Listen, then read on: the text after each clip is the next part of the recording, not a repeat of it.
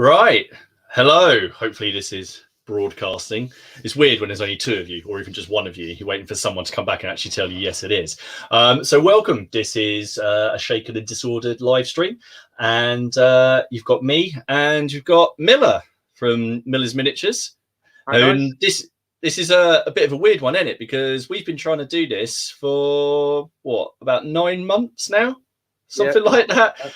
Something like that. We've been trying. I know the last time we tried it was afterwards. I then threw my back out, so the thought of sitting here, I couldn't. I couldn't. Excuses. It was a poor excuse. It was really hard watching everybody's hobby, and everyone seemed to do loads of work that week as well. You did, Dom did, Ken did. Everyone did loads of work that week, and I was just sitting there in excruciating amounts of pain trying to have a look.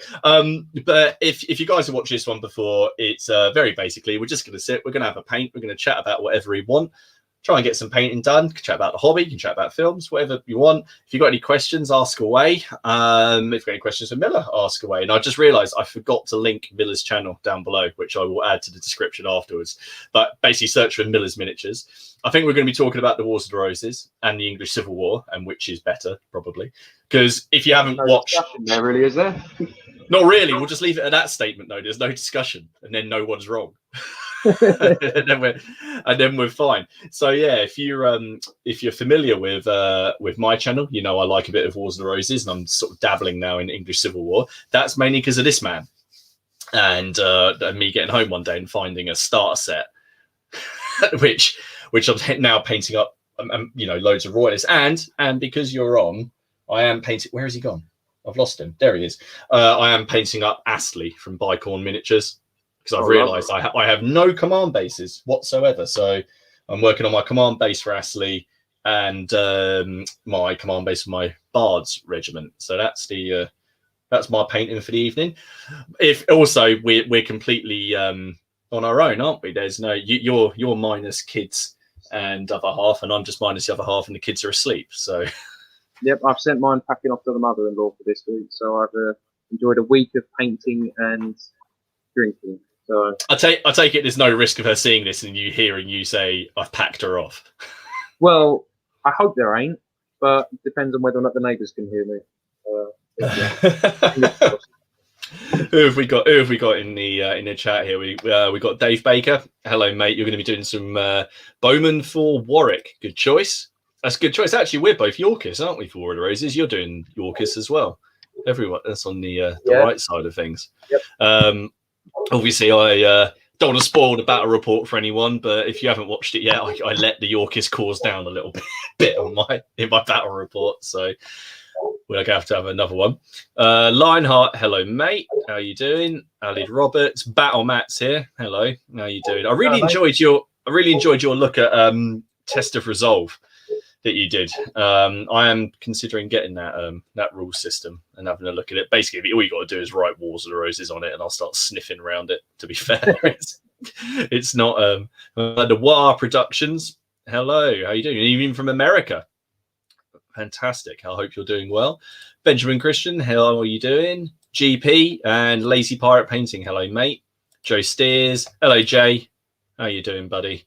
And Luke Farrell. I'm doing well, thank you. GP, so Jacob Astley, what a guy. Yeah. I don't know. What do you think of that? Well, everything I've heard about him, he actually doesn't sound like that bad a person. Like, he sounds competent.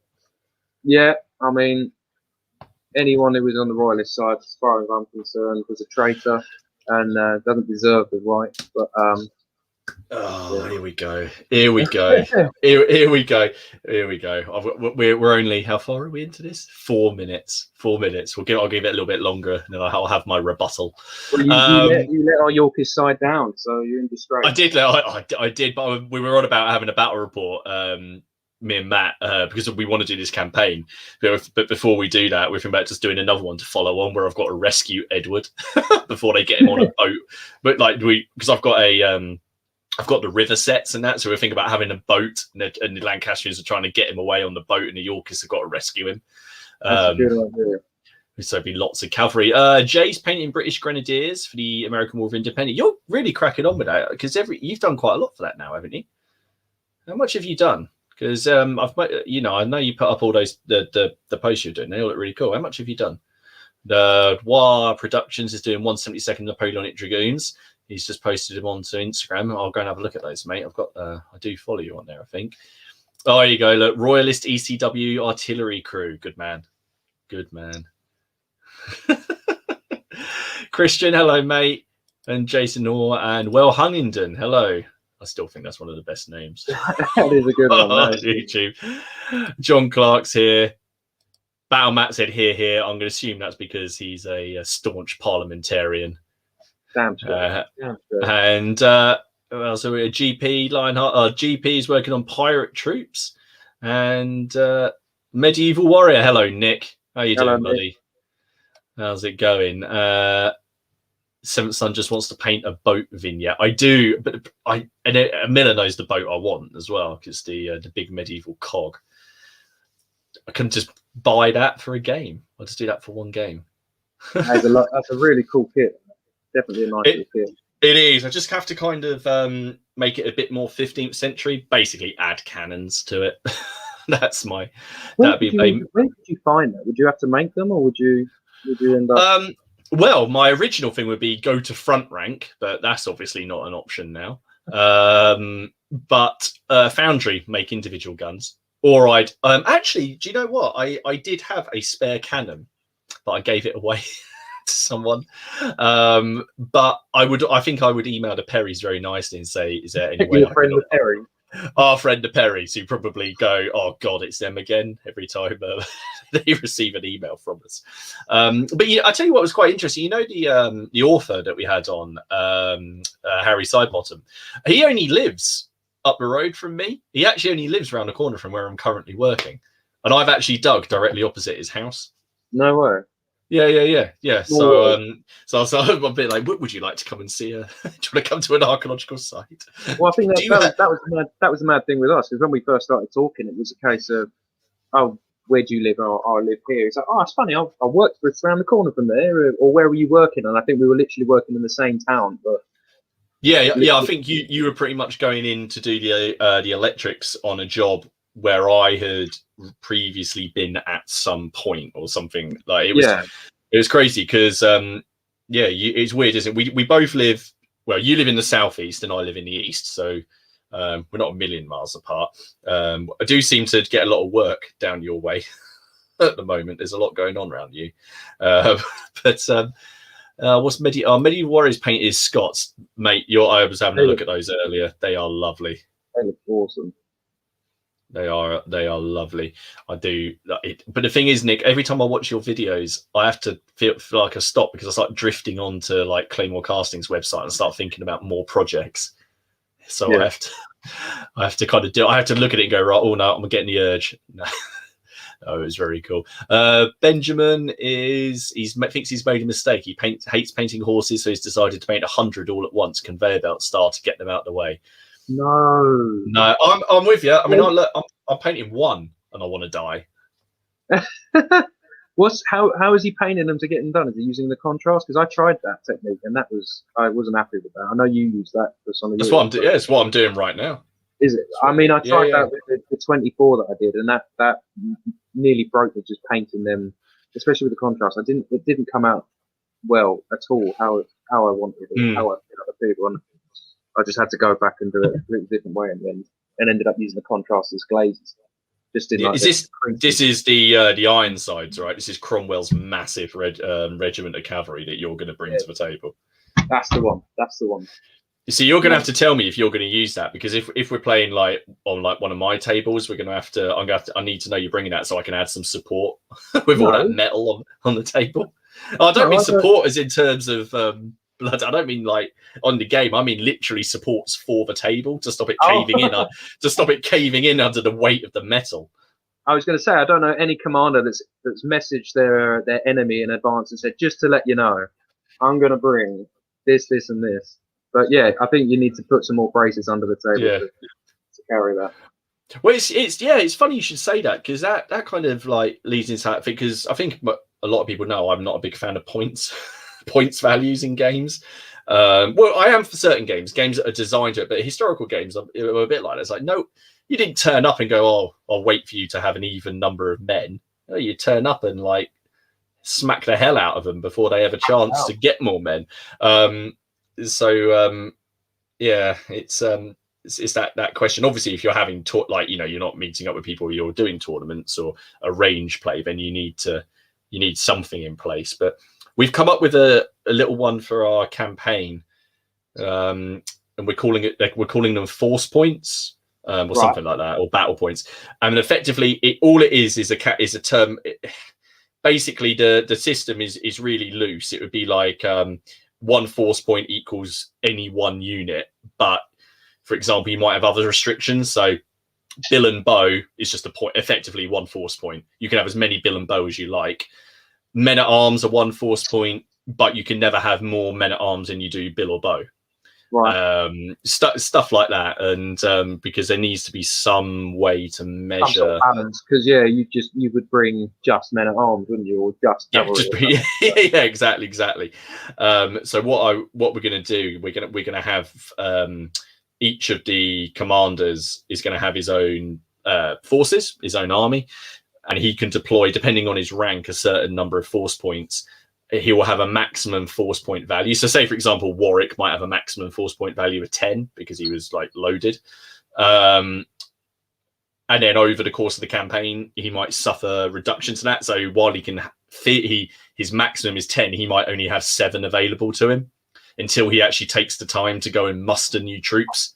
Well, another thing you could do, literally just thinking about it, is you're going to have like regions or towns, aren't you?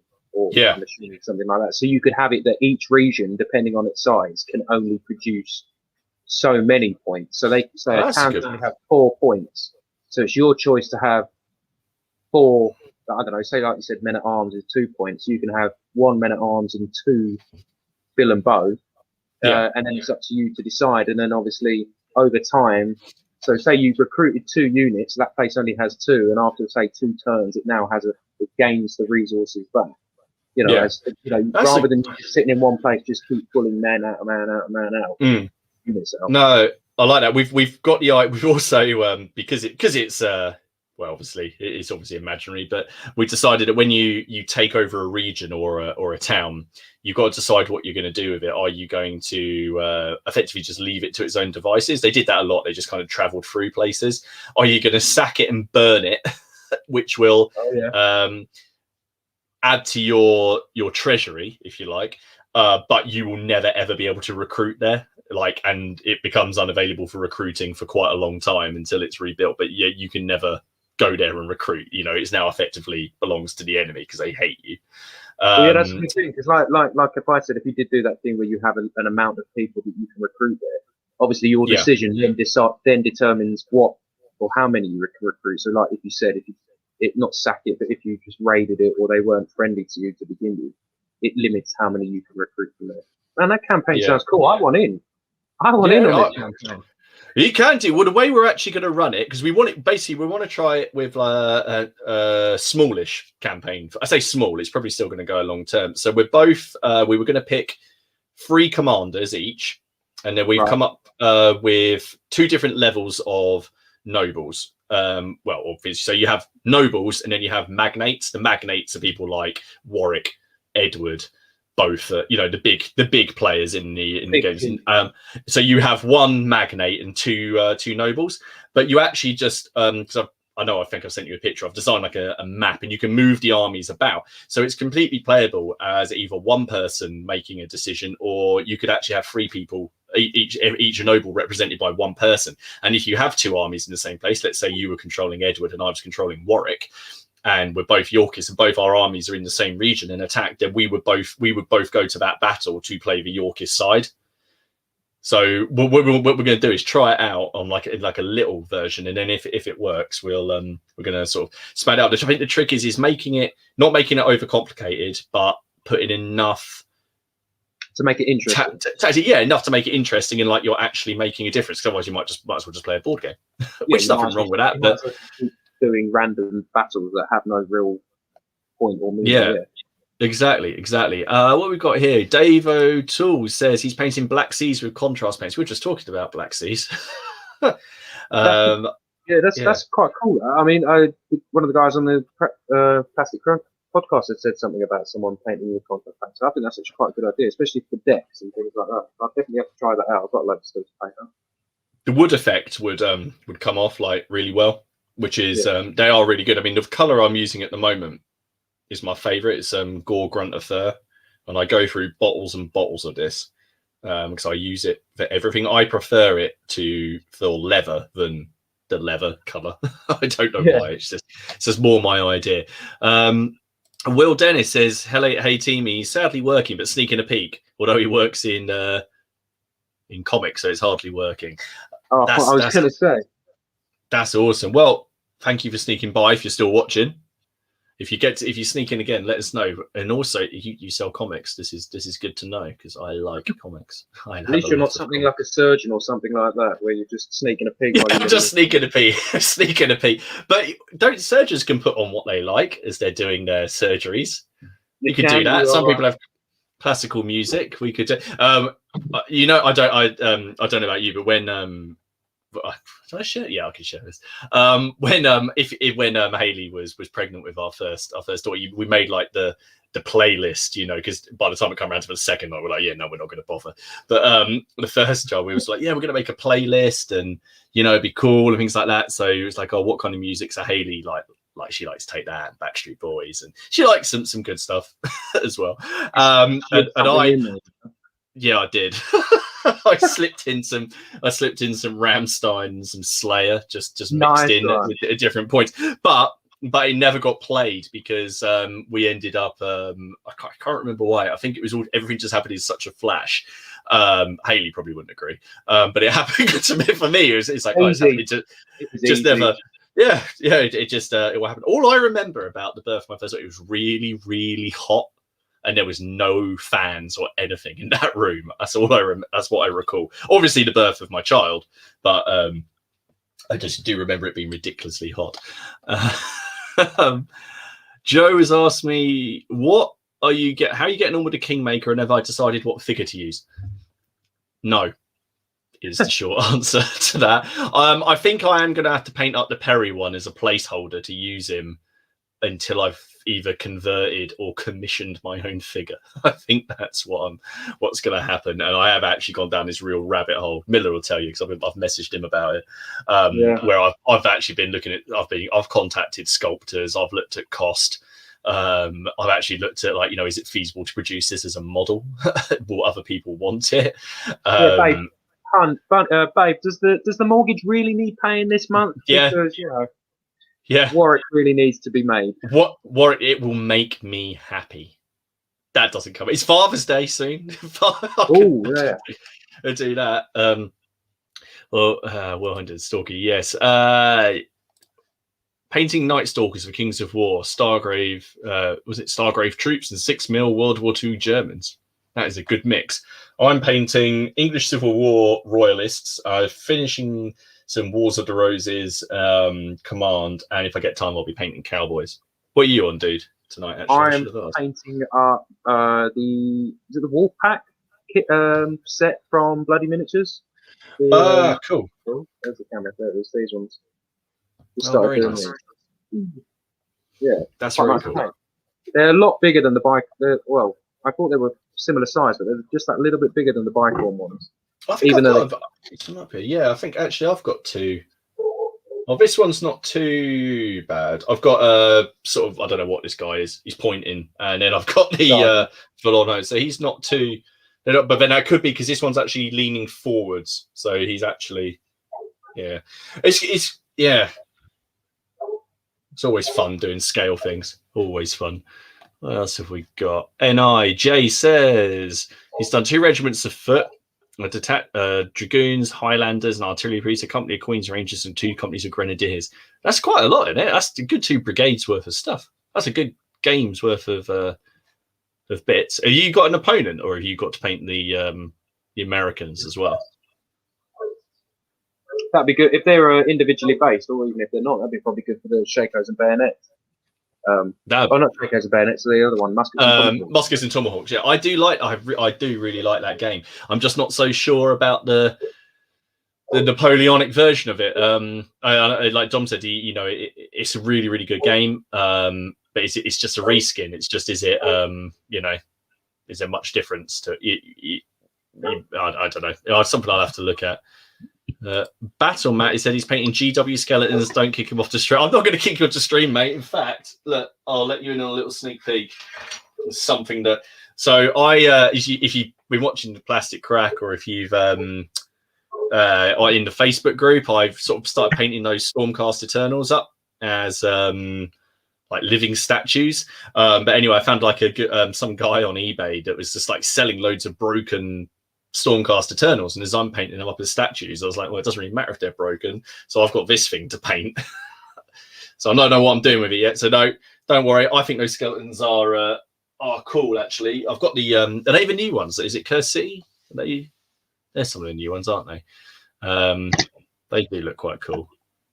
In fact, I really like the look of those the new vampires. I like those a lot. They're dangerous. They are dangerously nice. They are. I know. Did you ever play the video game Legacy of Kain? It was like in the early 2000s, Soul Reaver and Legacy of Kain. Right, they really remind me of that, and I love that game series. Is my favorite game series. Because it had while the games themselves were all right, but the voice acting and the story were amazing. And I was looking at this going, I could just try and convert those into the characters from that game. That would be fantastic. They're so cool. That's the danger, though. Coming out with now on some of these figures are pretty decent. I'm not a big fan of Games Workshop stuff, but the companies, but some of the stuff is just. It's like we say, they do make nice figures. They make a lot of figures, but they do. And I know you like the Lord of the Rings stuff as well, don't you? Like me. So, and I'm a big. They've made some lovely figures. Some of those new plastic kits are awesome. That airmare kit is gorgeous. I'd love to do the airmare kit. He's like, it's like hen's teeth though, trying to get hold of him. I've been looking for him for about 6 months. Yeah, he's out every time he comes in stock. He goes out of stock so quickly because everybody's after it. So I've been keeping my eyes open for it. Nick says, "Thank you for the kind words." Simon got his first Claymore a few days ago. It's good, isn't it, when you spread the spread the love, and someone else picks up a kit from another manufacturer. Hey, I'm looking forward to seeing what Claymore castings do with this awesome musket. Yes.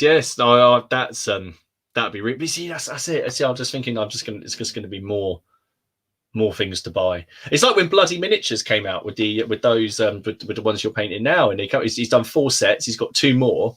What was it you said you wanted? You quite wanted some Sentries or something like that. So you did the Firelocks, the plastic ones, quite recently.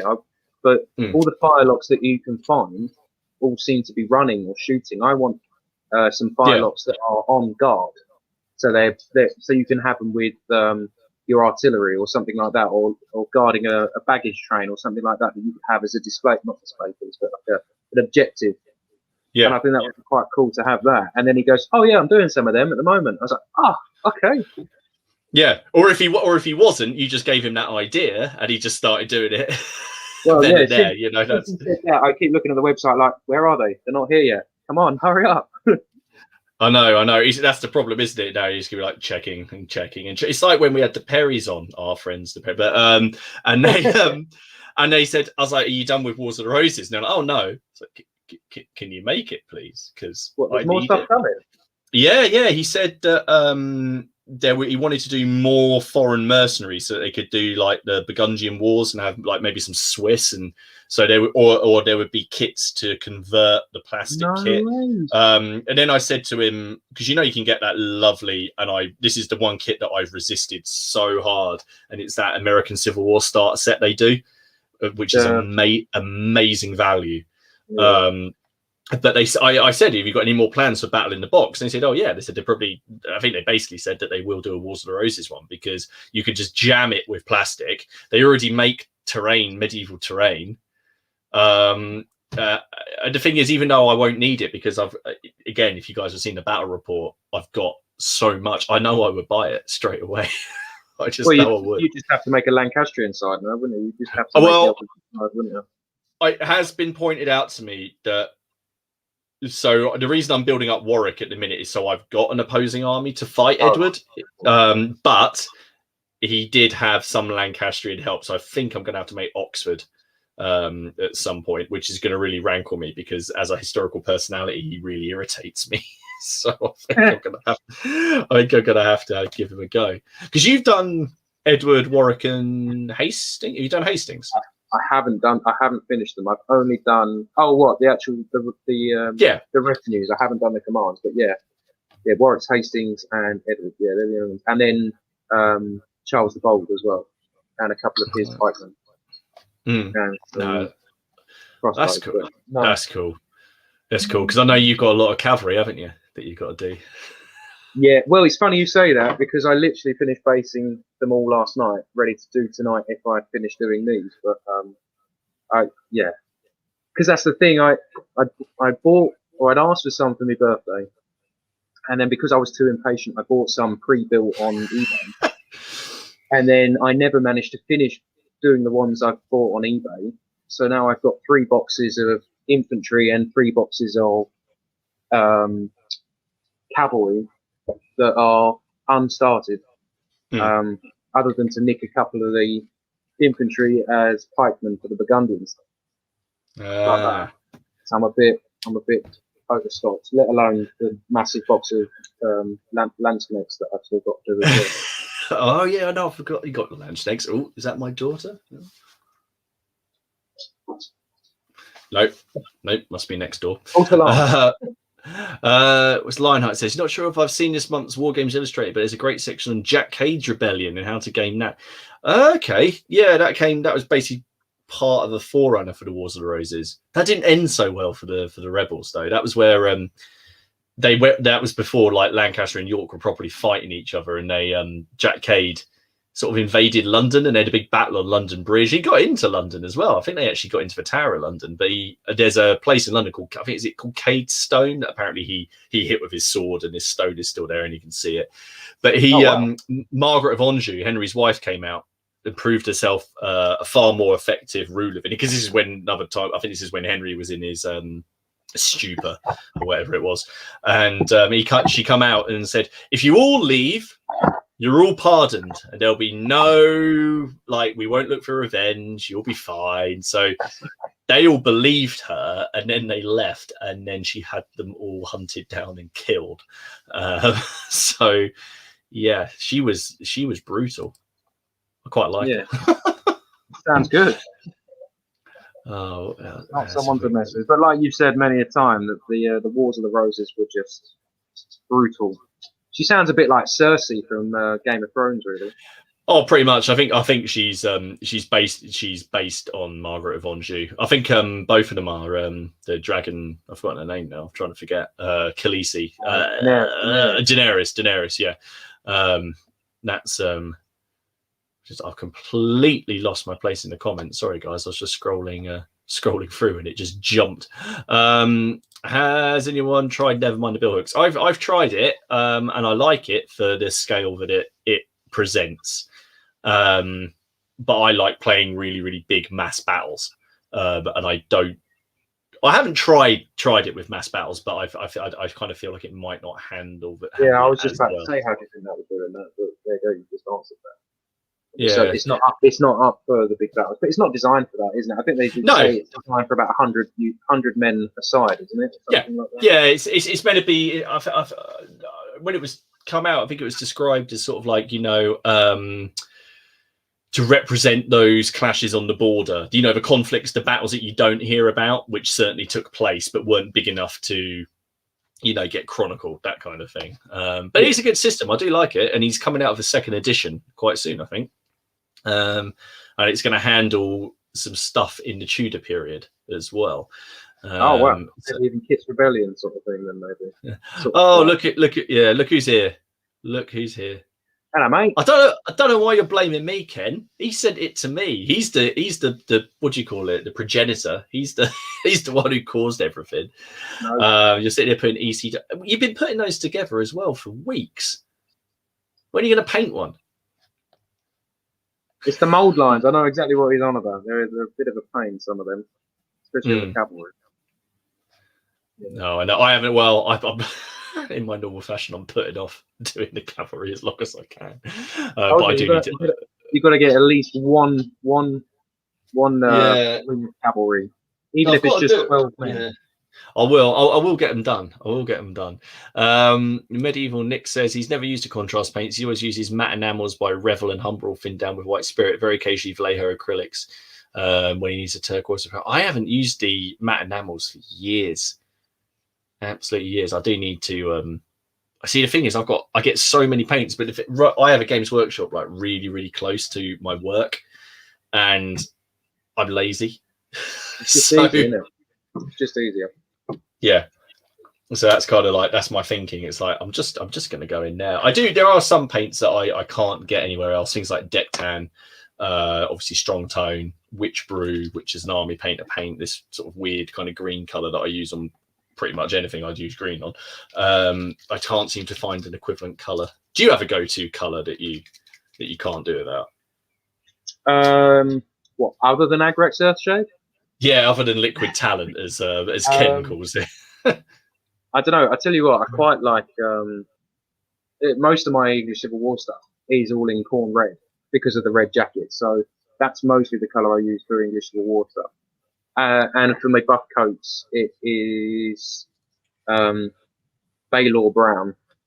But other than that, I mean, not really. Yeah, I just got. Yeah. Go on. I just to say, I kind of like, if I can't find a paint I want, I just try to make do or mix, but then I can't ever seem to remember what I did. But then that variation in uniform isn't something that particularly bothers me. If I get some, regiments who are meant to be the same coloured coat, but they're slightly different shades, it's not something that. Yeah, because they're drawn from different places. They're not two tanning places, but they've dyed their uniform for the same places, will they? Yeah, exactly. And also, yeah, you got fresh recruits, veteran recruits, and also from 3 foot away on the table to red is red. Yeah, That's something you'd notice when you're doing the reenactments. That it was always like that. You'd have 10 blokes all wearing the same colour, but about 10 different shades of the same colour. I forgot you did the reenactments. I forgot about that. So have you still got all your stuff? I've still got my back and breastplate, and I've still got the jacket. And to be fair, I have actually still got most of the stuff. I did have a Morion, but it fell off in a pipe push, and it just miraculously disappeared, and I never saw it again. So oh no, that'd do my head in. I'd have GPS trackers in all my stuff. I'd be like, no. Oh, you blatantly, like when we have our game, you're going to have to wear that. You're going to have to wear a breastplate. I think I've put on quite a bit of weight since then, so I don't think it actually fits anymore. I won't worry about it. I got on the Wii Fit today because my daughter wanted to play, and it told me I put on 13 pounds since I last been on it. I was like, I've clearly been. I tell you what, it was too long. Just after lockdown, so July, I think I'd put on. I don't want to know, but I was about 19 stone at the time. Right. Being 6'3", it's quite a lot still. And I managed to lose a load of weight up until Christmas, and we got the Wii Fit out. And because I'd lost the weight, it actually said, I think I'd been on it about 5 years before that, and somehow from then I'd lost 2 pounds. So I was actually quite happy with that. But it doesn't matter. You can be, that thing doesn't seem to know what weight you're meant to be, because it says my child is always overweight despite being 5 years old, and he's thin as a rake. He's nothing. Yeah, it says the same about my daughter as well. It's she was on one, and it's just like you're obese. It's like, no, she's really, really tall. I like, if she trust me, she's so skinny, it's ridiculous. But it always says no, you need to go and check it out. I think it just likes trolling you, and it has a little go at you as well. It's like, have you been leaning against a wall recently because your posture's like really bad? A good way of building up your confidence, isn't it? Keep telling you you're leaning weird, especially for a kid. There we go. Mark is back. He says he balls up building models when he's listening to a podcast. He dressed to think what he'd do as a surgeon if he was listening. You could maybe, I don't know, maybe it could go wrong. Maybe you'd end up like creating a superhero. That'd be Amazing. Where are we? NI says he hasn't got an opponent. He's gonna have to just paint up the Americans. Yeah, that's what I did with the Napoleonics and the French. That was my. That's what I've got. So like when if I've got armies of God knows how many Napoleonics I've actually painted up now. I actually don't know. I don't think I've put everything on the table at once, but I think I can field 18 battalions per side, something like that. Wow, something like that. In fact, it might be a few more. I've got loads down the shed that I'm really embarrassed to get out because they're really badly painted. So I don't. Those are all. All right, so that 18 battalions is that including them or not including them? No, that's including them, but that's 18 battalions per side, so 36 battalions total, French and British. But for some reason, I still keep on buying them. And then when you say they're 20 quid a battalion, and then you say 36 times £20, don't do that. Then you realise how much we spend on this.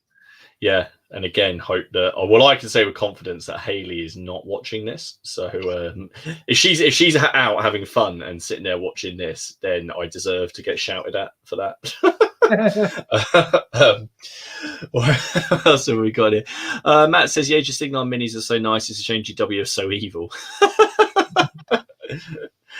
Have you? There's a little cartoon on YouTube about I can't remember what it's called, but it's basically about Games Workshop's business policies. It's actually a quite little cartoon, but I was surprised they didn't get sued for doing it.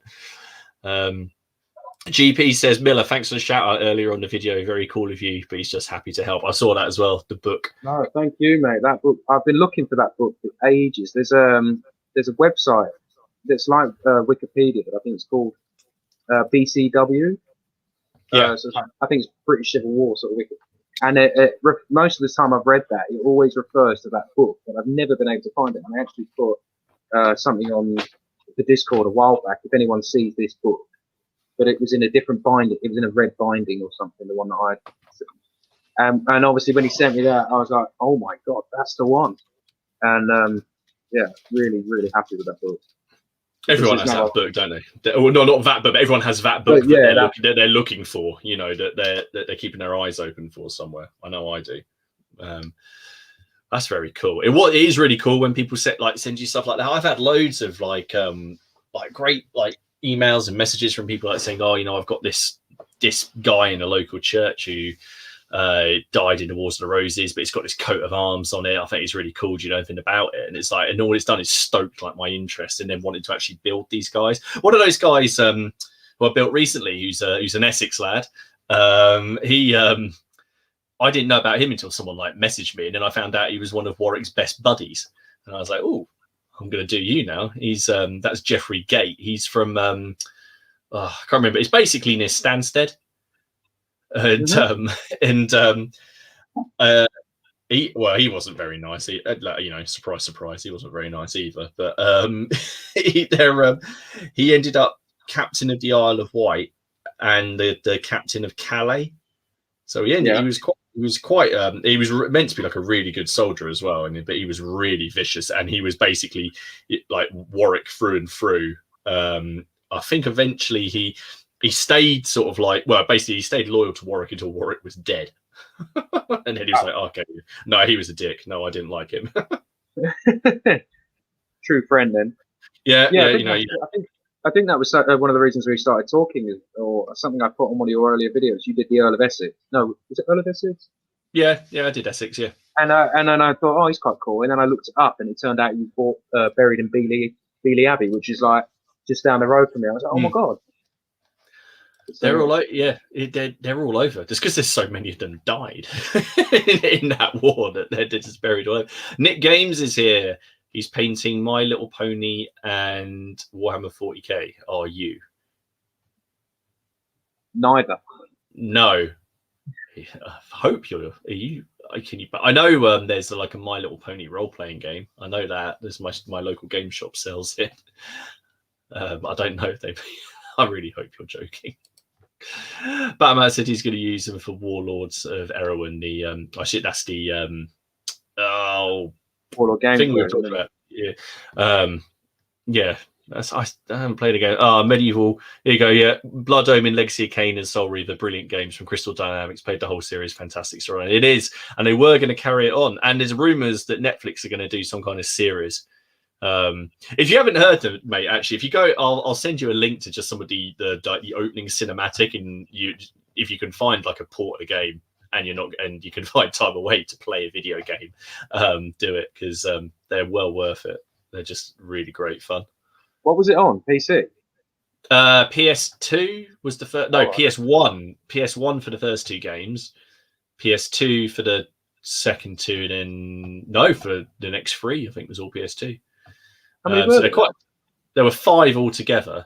There was the first one come out called Blood Omen, which was a top-down RPG hack and slash thing, but it was pretty dark. Then the next game called Soul Reaver was made by the same people that made Tomb Raider, and it was a 3D platforming puzzle game, but it was really good. Then the next one was Soul Reaver 2, same thing, but with better graphics. Then they did one that was basically almost like Grand Theft Auto, but in a fantasy world, which was Blood Omen 2. And then they did one that was a bit like Devil May Cry in that kind of action style game where you can like combo like guys into the sky and hit them 500 times, which was called Legacy of Kain Defiance. But the story was brilliant. Like, it was just really well acted and really good. And it had some quite famous, I say famous actors. It had some like actors from like say Star Trek and people who are now on Game of Thrones and stuff in it. So familiar voices. I think people. Yeah. You'd recognise them if you played it. But yeah, I think they're on about making the series because they've done a Castlevania series on Netflix. Well, they've done The Witcher, which I think is brilliant. Oh, I do like The Witcher. They've got a second season, and that should be out soon, hopefully. And have you seen as well? I don't know if that they've picked what's his face, The Witcher, Henry Cavill. He's gonna be Connor McLeod in the new Highlander reboot. There's a what? They're doing a Highlander reboot. No way! I did not know that. I know. I'm just kind of waiting to see who they're going to pick as like to do Sean Connery's Scottish, Egyptian, Spaniard with a samurai sword. Do you know what? I love that. But you know what? As long as they keep the Queen soundtrack, I don't want them to lose the Queen soundtrack. You can't lose it. Princes of the Universe is one of the best tie-in songs. I remember seeing that music video as a kid. You see Freddie Mercury fighting with him with the microphone stand on the set was one of. I blew my mind. Mate, that's such a good. To be fair, the others weren't as good. I didn't mind the second one. I can't remember the third one, but Highlander. The third one, no, I don't remember that. The fourth one was. There was a fourth one. There's 5.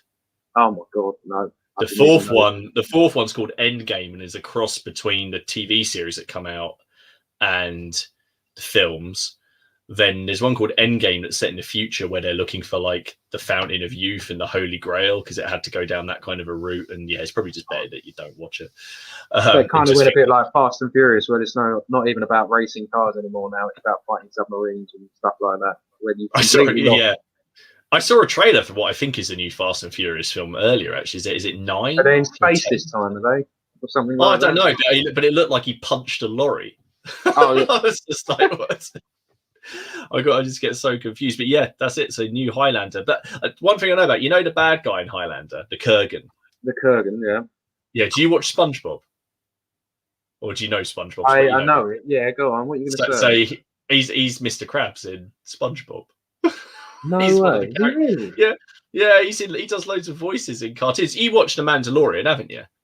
Yeah. You know the first series of The Mandalorian where they do they're doing the breakout, the prison breakout, and you got the Deveronian with the horns. Yeah, that's the Kurgan. That's the Kurgan. No way. I did not. Yeah, it is. That. Yeah. No. He's in loads of things. Mandalorian has got to be the best thing other than Rogue One that Disney have done with Star Wars. Other than that, not interested in any of it anymore. Ruined it. I'm in swift agreement. I'm waiting to see what happens with the. They did do the final season of Clone Wars. I really liked, and I've been watching that thing called The Bad Batch. I'm quite enjoying that. But I haven't. They're doing the Obi-Wan series coming out, and I think that's going to be a big the big test, I think, is like, because they haven't really done anything for the prequels yet other than the animated stuff. So it's quite interesting because like, even though obviously the prequels have got a lot of problems, in my opinion, it's still loved by loads and loads of people because they still grew up with it, and Disney haven't really touched it or made reference to any of it. So other than, see, someone said something before that Disney, and it might have been before Disney, but Disney are just kind of breaking the rules with Star Wars in that anyone who died in it but was really liked, you're just going to bring it back to life. Like, I think Darth Maul came back to life. He's meant to have like robot legs, and Boba Fett obviously comes back to life. Spoilers, by the way, anyone who hasn't seen them. But it just seems like, how can we make money? I know, we'll pick the two main favourite bad guys and we'll just bring him back to life. Oh, and then the Emperor, we'll just bring him back to life as well. So I don't care what they say. There was no way that was planned from the beginning. There was no way that was the plan. No. That's the where we say Battle Matt. Brush and Quill. Hello, mate. How you doing? Sorry, I didn't see you pop in. How you doing? Oh God, I'm 20 minutes behind in the chat. Oh well, God. I'll try and flip through. Battle Mat, I'll buy that. I don't have enough. I don't feel I have enough Wars of the Roses. I assume you're talking about the if they do a starter set. I think everyone should just buy more of their Wars of the Roses stuff, just on the off chance that they make a multi-part plastic commander kit. That would be that would be amazing. If you think GW is expensive in the UK, have a look at what they charge in New Zealand and convert it back to pounds. No, because it'll make me sad. Yeah, I saw something. Someone in Australia. I watched a video on that. It might be Australia or New Zealand. And that new set that's got the 4 Space Marines in it, or 5. That's like $110 for that. And you think, well, what the hell are you spending that on? You could buy 400. 400. Oh, I don't know. It winds me up. It winds me up. I know. I've started. Obviously, don't want looking at money because I have to spend money, but I try quite hard to not think about it too much. So I just look at the things I want to buy and not like, yes, I do want that. I will save for it. Joe Steers has said, you sure I don't want to do Jasper Tudor? No, I hate the Tudors. The only Tudor I like is Owen Tudor, and that's because Edward killed him. So came along and ruined it all, didn't they? Yeah, they did. No, it's just Jasper's such a loser. Like, he's just a massive loot. Like, I'm gonna get killed. I'm gonna get flamed for this, aren't I? But he's just like, every battle. I don't think he wins a single battle he fights in. He technically he was at Bosworth, but Bosworth, you can't even say Bosworth was Henry Tudor's victory. It was the Earl of Oxford that won it for him, really. But when Richard charged Tudor, he went and hid all among his little French mercenaries because he got a bit afraid. I mean, to be fair, Richard did kill his standard bearer, like, quite brutally. He was only a young lad as well, wasn't he? At the Battle of Bosworth, wasn't that old? Yeah, I think he was mid-20s. I think he was like 23 maybe. Yeah, he was pretty young. Richard was about 10 years older than him because Richard was only 33 when he died. So what? Yeah, they were both pretty young. Misunderstood old Richard. Misunderstood. Yeah, no, I'm in a big agreement about that. See, I've just done it again. There we go. Right. I think we're a half hour now. Oh no, I know. Well, Hunting, women never forget. Nope. That's all I'm going to say. Matt Wright says he wants to read a potted history of the Wars of the Roses. As a Yorkshireman by heritage, it's sacrilege that I haven't already. What would I recommend? It's a really good book. I've got it here. Well, there's 2 really good books. There's a book by Dan Jones called The Wars of the Roses, which is good. And I like Dan Jones. He did the TV series and he's got a really good casual way of writing that, like, doesn't try to overcomplicate things. There's one called that. And then there's this book here by Matthew Lewis, which is called The Wars of the Roses, the key players in the struggle for supremacy. And it goes through it beginning to end. Now, Matt Lewis is he's actually currently the chairman of the Richard III Society, so he is a Ricardian, but he doesn't come out in the book. This is a very good, concise history of all of it, including, which I thought was wicked, because I was looking at this the other day, wondering how I could model it. There's this picture of a door at Tewkesbury Abbey after the Battle of Tewkesbury, and it's been lined with armor from Brigandine that the monks scavenged off the battlefield. Oh wow! So and then on top of it, if you actually look, I don't know if you can see that, but if you look at the Brigandine, it's got arrow holes in it. No way. From the broadheads, and it's still there. It's still there. So I love the idea that after the battle, like not only do you get other people scavenging, the bloody monks went out there and like took the Brigandine off the dead bodies and used it to line their doors. The mad thing is when you think of it, and that hole was the part that probably killed someone. Yeah, exactly. You know, but no, the monk. You don't ask where's the body. The monk's got their door, but where did the body end up? Yeah. Lazy Pirate says he's getting into Wars of the Roses, but he's going with 15mm Peter Pig. I was looking at those the other day because for the campaign I was considering using 6mm or 15mm models on a map to move them around. But then I worried. Oh yeah, the thing is, I worried then that I'd end up just building another army just in a smaller scale. Well, I don't know. I was looking at 2mm the other night. Oh, I know you were. You sent me some. It seems to be a big 2mm thing at the minute, don't there? Yeah, 3D printed 2mm Macedonian phalangists. Ooh. Do you know that picture you sent me? So I should have saved some pictures onto here actually and put them up. But Miller sent me this picture of these 2mm pike blocks, and when I saw those, all I could think of was the pain when you step on them. Like when you blatantly drop one, is because it's a single like cast or something, and then you tread on it. It's going to be like treading on Lego. You say that the guy I watched in a video who'd done them. I don't know whether or not it was a certain plastic he'd used, but you could run your finger along them like they were bristles on a comb. They were strong enough to bend, not snap. So they just kind of had that memory, sort of like that new Warlord resin, but not as brittle. Yeah, exactly. So why then does he not just go into the business of making pikes?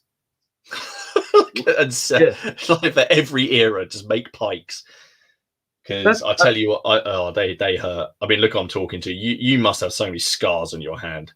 Yeah, brass pikes are an absolute nuisance. And the thing is that I'm a massive fan of pike infantry. So I said this before on the Modelling for Advantage stream, is that I massively loved the English Civil War because of the pikes. So I got into that, and then I looked at the Burgundians when I saw in the Wars of the Roses. So I did the pikes there, and then I want to do a Macedonian army because it's got pikes. And then I've also now obviously bought into the lanzknechts that I don't really want to paint anymore, but yeah, I will do but you've got some pikes. But yeah, anything with pikes, mate, you know. That's quite a specialist one because a lot of people are like, I like cannons, or I like Ken, I like the big square shields of the Romans, but yours is quite broad because then you realise how many armies were armed with pikes throughout. Yeah, I spoke about this the other day. Is that it's weird how in the ancient world it was obviously they kept using pikes so far until they had to find a way to defeat the pikes, and then obviously, you know, over nearly 1,000 years later, it goes back to that. You know, you're using pikes until you find a way to defeat the pike, which is obviously gunpowder this time around. You know, yeah. With the lanzknechts, and then that it's mad how history's repeated itself in the same weapons. Yeah, it's almost like we didn't learn from history, no, and just ended up doing the same thing again. Something to ponder in the modern world. Crossing Obstacles is here. Hello, mate. Sorry, I didn't see you pop in. And Christian said, Martin, I was wondering if you had a process for making and balancing the abilities of the Wars of the Roses commanders. Basically, we decided, well, for the strategy rating, we just said 8 is normal. And then if they're a bit crap, we'd make it 7. Or if they're an army commander, we'd make it 9. A combat bonus, we kind of looked at what they were like in history. So Edward was a beast on the battlefield. He loved getting stuck in. He was known for it. You know, the guy was 6'6" out of his armor. And at the time, you know, that's huge. And then you put him in black armor and then give him a poleaxe on a battlefield and just like go, there's the enemy, go. So we were like, you know, he needs +5 in there. But when it came to sort of just giving them like named abilities, if you like we decided each noble should just have one. unless they were like a major person. They should have 2, and it shouldn't be game breaking, but it should be just something that gives them a little flavor. And if it gave a big advantage, it also had to give a disadvantage. So with the Earl of Exeter, we said that because people were so, was it Exeter? Duke of Exeter, because he was so feared that units that charge him don't get their charging bonus, but his men hated him to bits, so they blunder. So yeah, you have to balance it a little bit. But we just did what felt right. We exchanged messages, me and my partner. We kind of send things back and forth to each other and go, "What about this?" And I'll send something like, "I think Edward should be able to fly," and then I'll get something back going, "Edward, shouldn't get this," or "If you can do that, I'll do this." So it's just trial and error. Who was the commander that you'd given 3 extra attacks? I thought that was quite overkill. On the Lancastrian side, I swear there was one who had 3 extra attacks. Oh, 3. That was Exeter. That was Exeter, because he was actually so you had Exeter had, so Northumberland had 2, Exeter had 3, and the other guy, Beaufort in charge, had 4. And that was just because Exeter had been in so many battles that we thought he must have survived, so he must be better than average. Basically, average in Hail Caesar is they had 2 to combat. So we thought he survived this many battles. He must have done something. So he must be all right a bit. So we gave him 3. There's Beaufort added 4. But if you add up, if you go back to the battle report, if you add up the bonuses from both sides, they come up the same. So our commanders all totaled 11 bonus combat dice total. So we figured that meant it was even. It's just all of my eggs were in one Edward shaped basket that then got killed. That was a cool battle report, and I liked how it was annoying that Hastings never managed to advance. I couldn't get the sod to move. He didn't want to move. I was like sitting there at the beginning of the game. I was like, yeah, he's like Edward's spy master, and he was always like, no, I just didn't want to go anywhere. He clearly went, no, this isn't gonna go well. So I'm not gonna move. Not today, guys. Not today. I'll sit this one out. Yeah. He fired a few shots, and he was there. I mean, the crazy thing is that I edited down 4.5 hours of footage for that battle report, and we were, if we'd have played the rest of the game, I'd have probably that battle report would have been over 2 hours long, I think. Which I would have done, but I think I'd have had to have split it into 2 different parts. I don't know if it is a good idea to put out like a 2-hour-long video. I don't know. Ken, what's he got to say? Haley will be watching when I link her to this timestamp. Mate, if you do that, I'm going to send Laura all the messages that you've sent us that drop you in it. What about how much he's spent or what he's looking at? Yep. Or as like, or like how he's trying, or don't tell Laura this. She thinks I got it for free. Luke Farrell. I know, it's got a GW, the equivalent of U2. You feel like you should hate them, but then they release something new and you think, God, they've done something great again. Yeah. Next one. That's a fair point. That's I like that. I might have to steal that next time someone. So I've sent that. What else have we got here? Martin should be the one to know. Is it correct that some Danish or Norwegian mercenaries fought in the Wars of Roses? There were mercenaries from everywhere. I definitely would have been. I think there were Danish ones in Margaret of Anjou's army.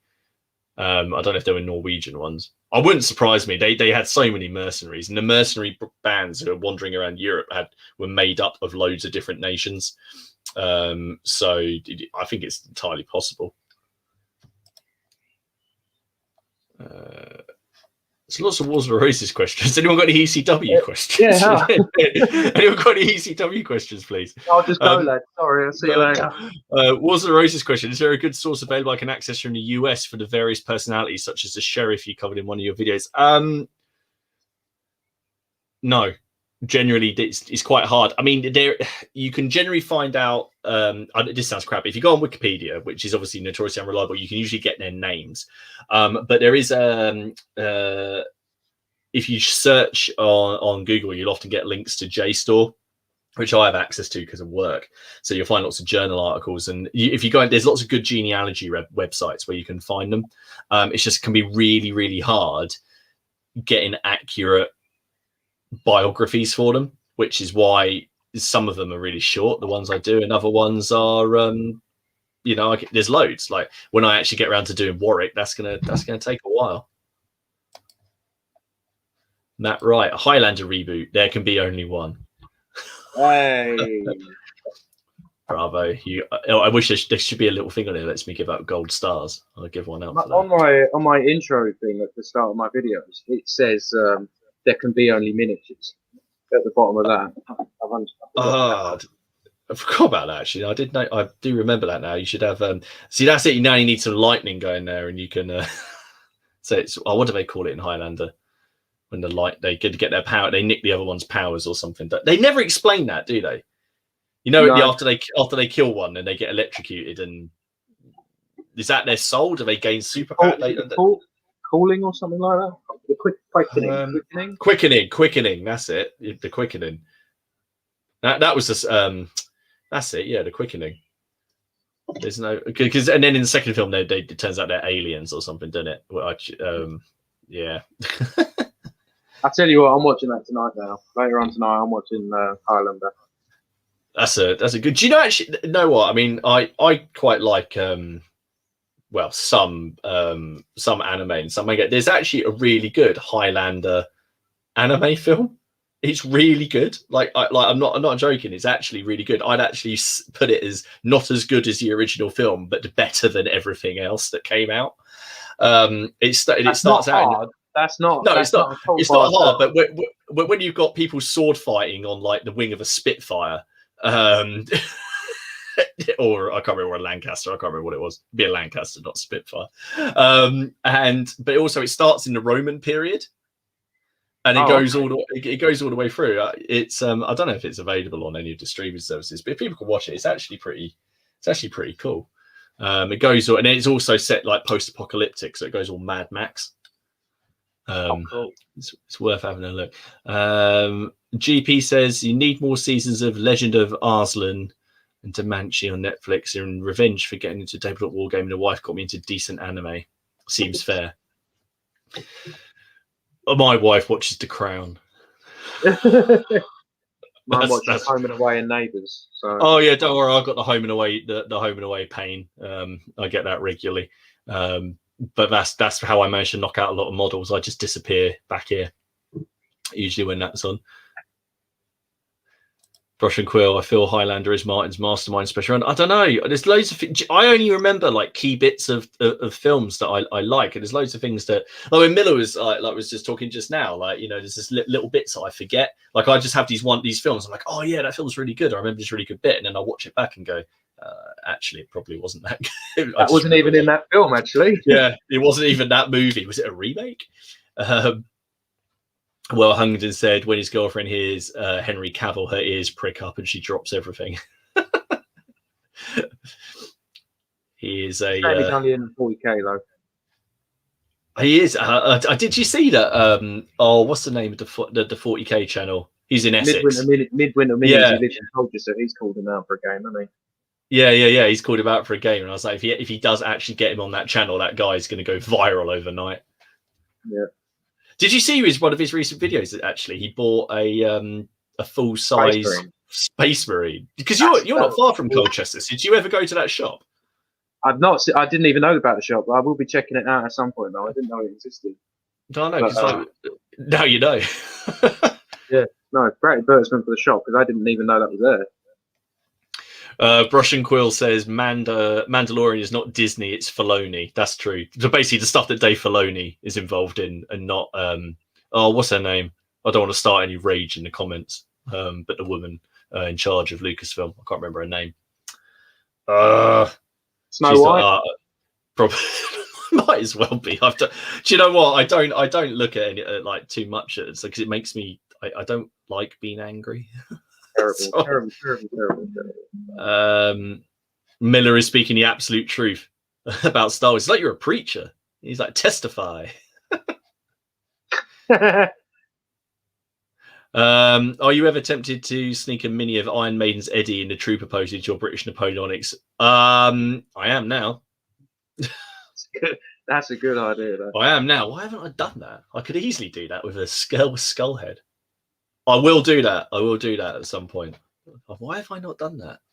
You just need to, you need to hide it though. You need to hide it until someone can notice it. You need to have it in a battle report and not say anything.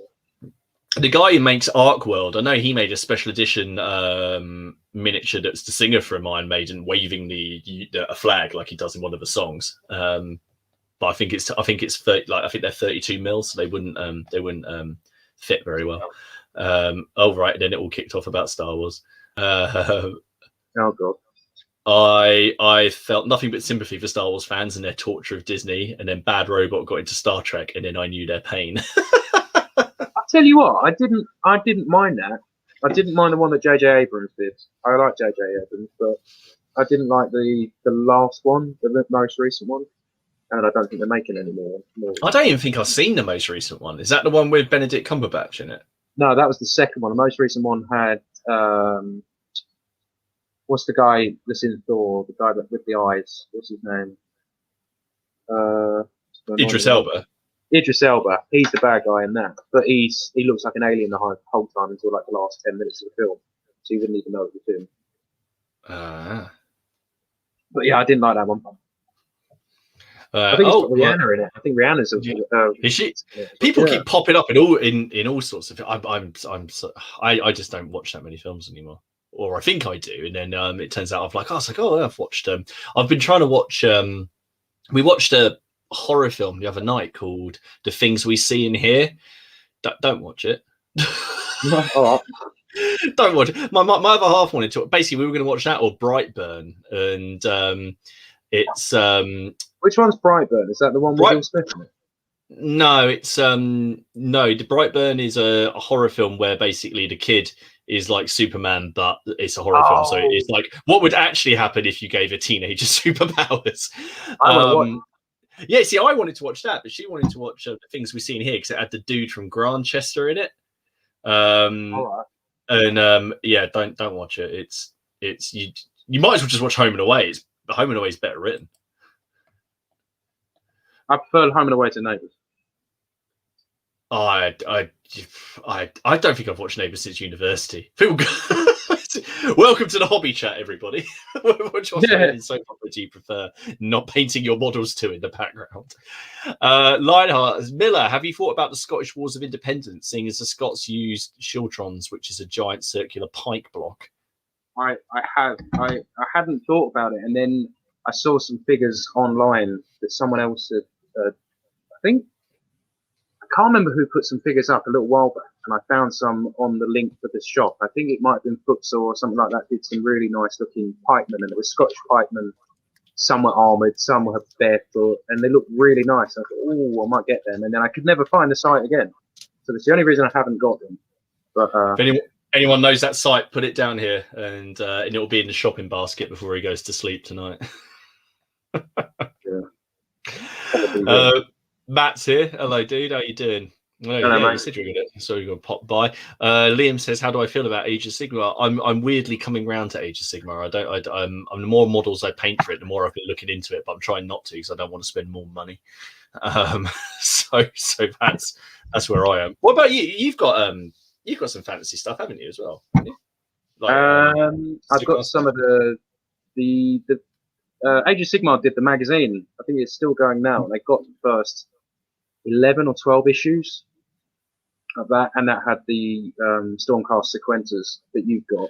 The ones that you're doing, and the ghost ones, the ghouls or whatever they're called. The Night Haunts. Yeah, and I quite like how you can easily paint them. You know, I think it's just a simple white with that technical paint over it, and then another dry brush, and they're pretty much done, other than the weapons. And I think they were pretty cool. So I did some of them, and that's actually a game I played with my 5-year-old. He quite enjoyed it, and then literally, you know, you're like, oh, you need to roll this, you need to roll that, and then he just kept going, need to roll a 4. So every time it's just need to roll a 4, need to roll a 4, and then it's like, okay, well, we're finished with this game. Yeah.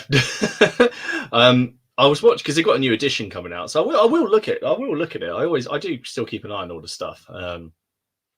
King Matt says the beard is looking strong, Miller. It's had a trim. This is short. Here we go. Right, this will give me a chance to go and get a beer. Can Miller talk us through his army? Like, I like that he's based it on the Eastern Association. Genuinely, go. I'm going to go get a beer. Okay, so talking about it, I pretty much just based it on the Battle of Marston Moor to begin with. So I've literally got 6 regiments, which are Crawfords, Pickerings, Earl of Manchester's, and I can't remember the rest off the top of my head for some reason. But I just based it off of that because it's not Naseby, it's not the New Model Army, which everybody automatically thinks of when you think about the English Civil War. It was just a great force that's not really spoken about, and it obviously formed the basis of the New Model Army. Most of the veterans and the regiments ended up getting amalgamated into it, and I think I've got about six regiments or 7 regiments. One of them not being Eastern Association, one of them is Samuel Jones Regiment of Foot. I've now got 10 cannons, a mortar, 5 regiments of horse, and a regiment of dragoons. So quite a bit. And I won't stop. It's going to be one of them projects that you just carry on doing for years, with all the other little projects going along the side of it. Same with Martin with his English Civil War. Wars of the Roses. He's going to do that for years to come, and he'll do the little projects on the side, and the same with my English Civil War. Is that just going to keep going and going? Is that just never ending? Yeah, it's just going to carry on going. I'm sorry, hang on. The dog is harassing the cat that is now jumping around the shed. Go away. Go away. Thank you. Sorry about that. No. That's so so the field armies in the English Civil War are quite interesting, like the way they operate, because they're raised. How were they raised?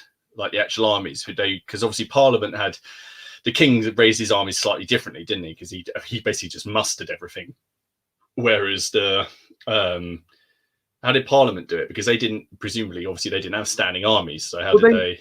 It was similar to the way that the retinue seemed to work in the Wars of the Roses. However, you weren't forced because you were being paid. It was a choice. You chose to fight for the king or for Parliament.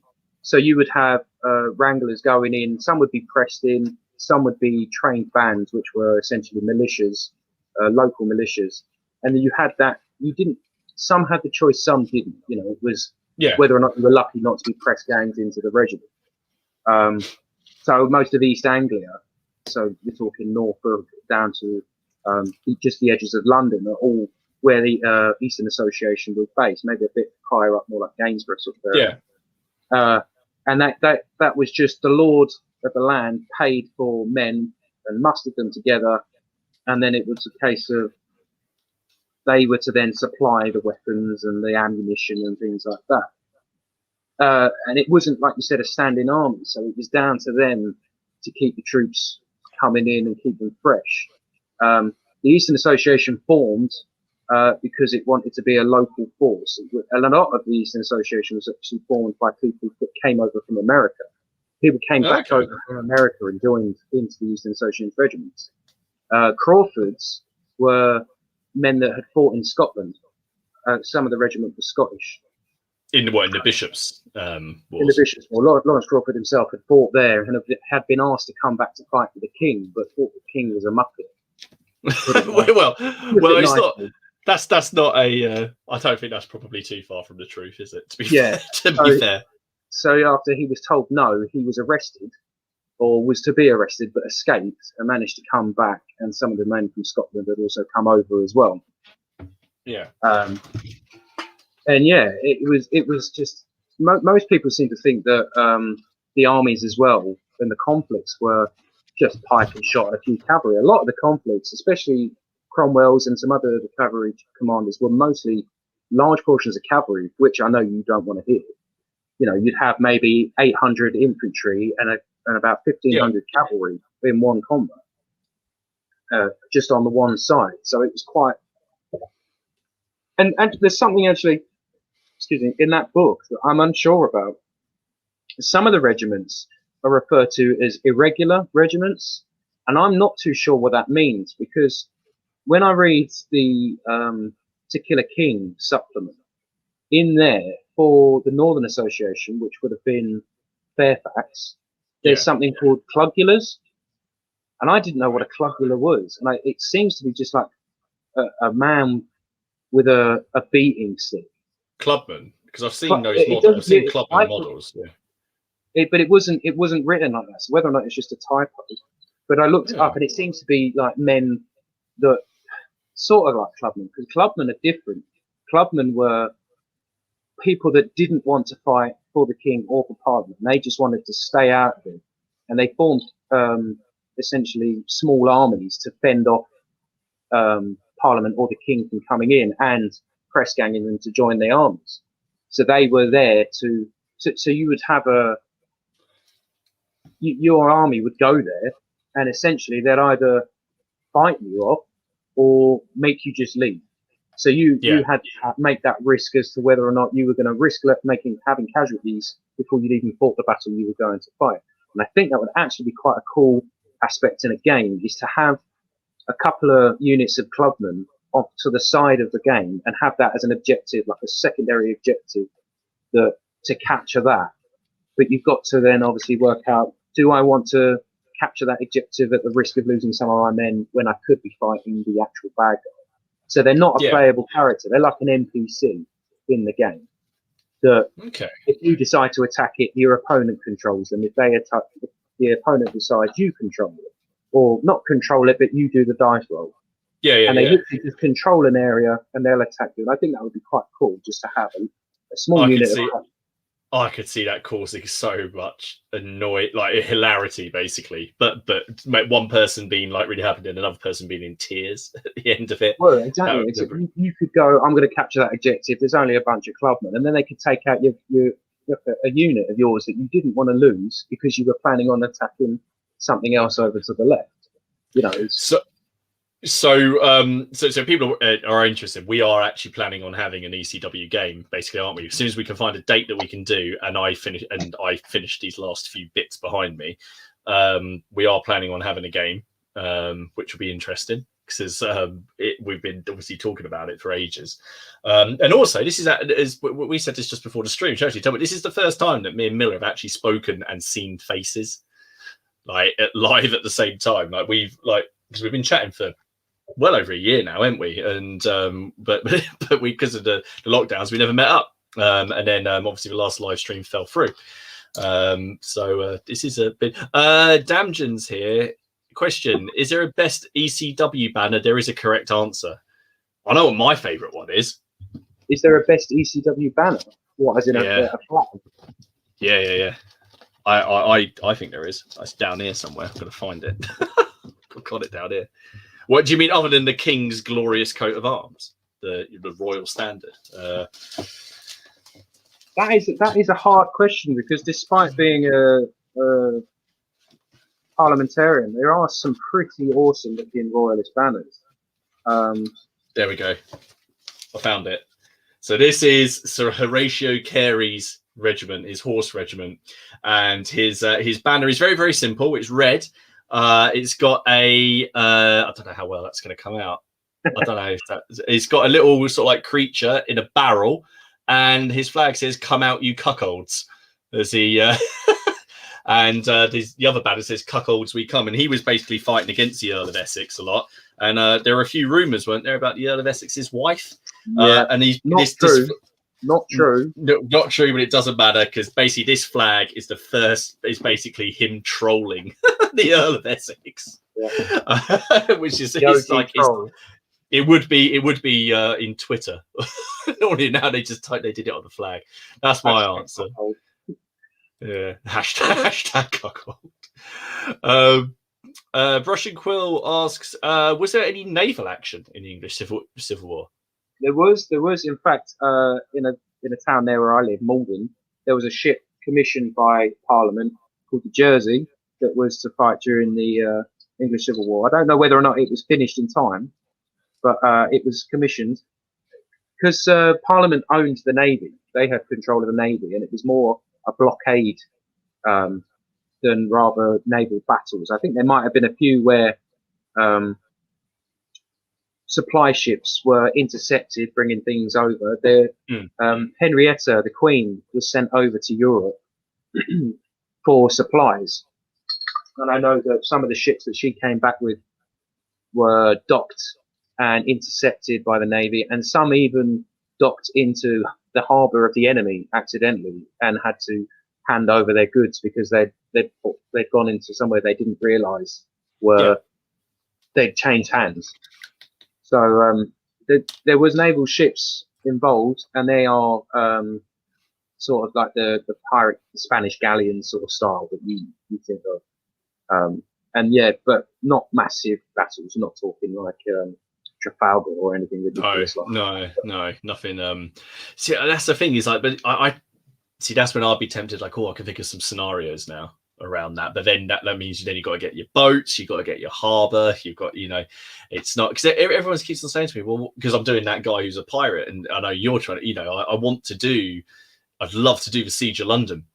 But they were bombarding it from their boats, and it was a big fight on London Bridge. So it's not just the case of just getting those models; it's the scenery and everything that goes with it to do those battles. You could do them off table, like you could have bombardment, roll a special rule like a pre-bombardment. But then there's the part of me that's like, I really want to do a boat. Rule of cool, isn't it? Rule of cool. It is.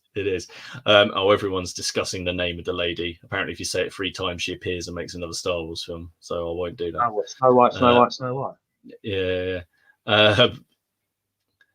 Bob Miniatures apparently have got good Scots with pikes, especially for the Scottish Wars. Lionheart says. Bob Miniatures. Want to check out. Hello, Leslie. How are you doing? He says, how's the Starfort coming along? Not changed since the photo, I'm afraid. And this week would have been perfect time to do it, but you got to be in that mood. Yeah. It's gonna be done for CrackCon, right? That's going to be one of the centerpieces, isn't it? And one of the tables. It's got done for CrackCon. That's centre table, mate. That's centre table. The CrackCon. We should what with your army in it, and everyone else brings royalists. We'll just surround it. So what? Huntington says, what was the paper versus reality manpower and like in regiment? So like what I guess is that like that? Because it was like a 3-to-2 musket to pike ratio. Is that right? 3-to-2. Yes. At the start of the Civil War, obviously it was that your regiments were divided into thirds. So 2/3 would have been originally. It would have been 2/3 would have been pike, and 1/3 would have been musket. And you're talking maybe 800 men. So obviously you can justify that. So what you're going to have, you can have, I don't know, 400 pikemen, 200. Or not 200, you know what I mean. So you split it like that. But obviously as the war progressed and the muskets were realised to be causing a lot more damage, that changed. So you're still looking at, on paper, it's about 800 men, but you've got to remember you've got people that have got disease and dysentery and have died or are starving. So whatever actually would come into the battlefield, you're talking maybe, I don't know, 100 less than that, maybe. And then the cavalry would have been into 6 divisions or 6 troops in a regiment.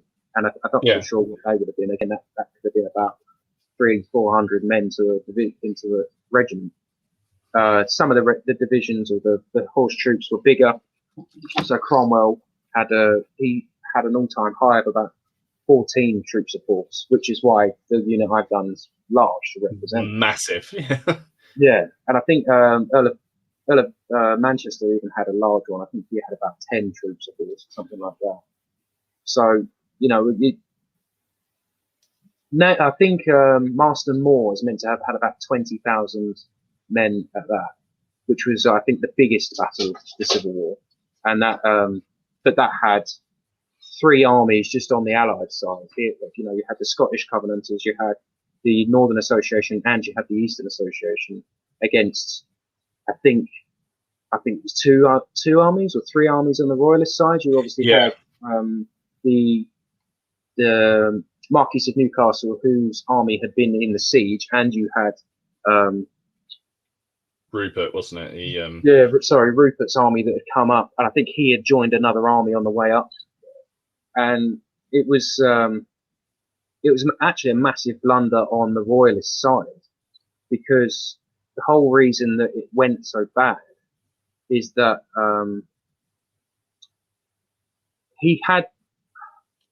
Rupert had the chance to wait for the army for reinforcements from the king, because he'd received a letter that said from the king, "I'm in trouble," and I think it was "I'm in trouble and I need your help. Come if you can, but if not, then so be it." So he kind of took that as, I need to get there as quick as I can. So I need to win this battle and come back. But it turns out that before he fought the battle, the king had already won his battle and didn't need him to come back. So he went and fought a battle that he could have waited that little bit longer for his men to replenish and for reinforcements to arrive, but didn't. And because of that, they lost the battle.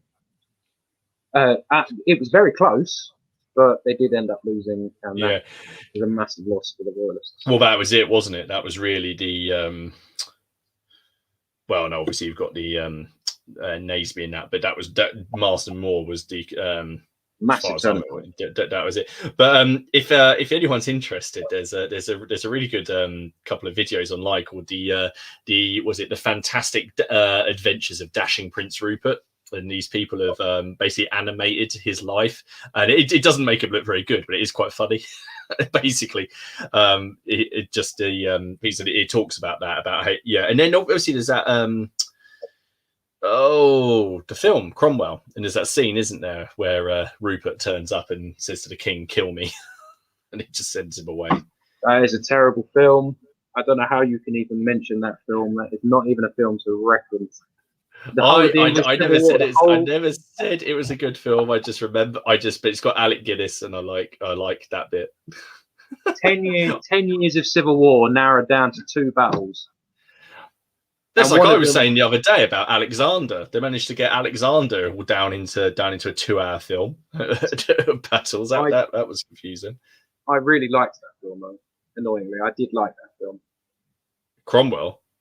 No, Alexander. Yeah, well, no, not that. Definitely not that one. No, I did like Alexander. Yeah, that's a long film, man. Luke Farrell says, as an ancestor of mine, Richard Farrell held the city of Colin Farrell. Any relation? He held the city against Cromwell in 1649, so he can't be Parliament in ECW. There's other reasons to not be Parliament, but. It's the Batman says it's the Essex manor. My wife isn't a slag. Damjen said, apparently my banner was the one he was thinking about. Right. Brush and Quill, yay for Malden. Lazy Pirates off. See you later, mate. Thank you very much for stopping by. And then Brush and Quill says in that film that Alec Guinness does the Jedi mind trick wave just before he's executed. Yeah, Letty appears on Tatooine. Other reasons, also known as being Irish. Yeah, there's that. There's those reasons as well. But it's. I think I've caught up with the comments. There we go. It took me 1 hour and 28 minutes. I caught up with them. There we go. These Bicor miniatures are really nice, I've got to say though, but I am having serious problems not buying more. They are incredibly nice. They're terrible for that, aren't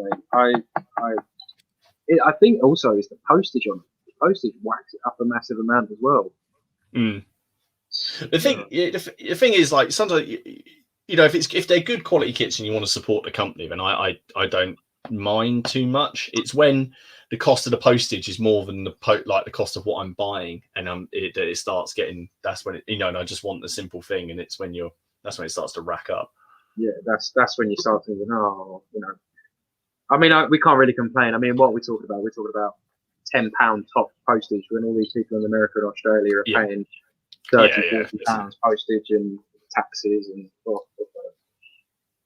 Shouldn't be doing that. No, exactly. Yeah, we haven't really got anything to be moaning about, to be fair. Damn you, £6 postage. Damn. Leslie says there's no point in comparing history with Hollywood. The detail may be good, but the story has got to be Hollywood. That's right. It's got to be entertaining. Because if it's not entertaining, then why bother making a film out of it? That's the problem. There are some major parts of history that are really dull. and they just are.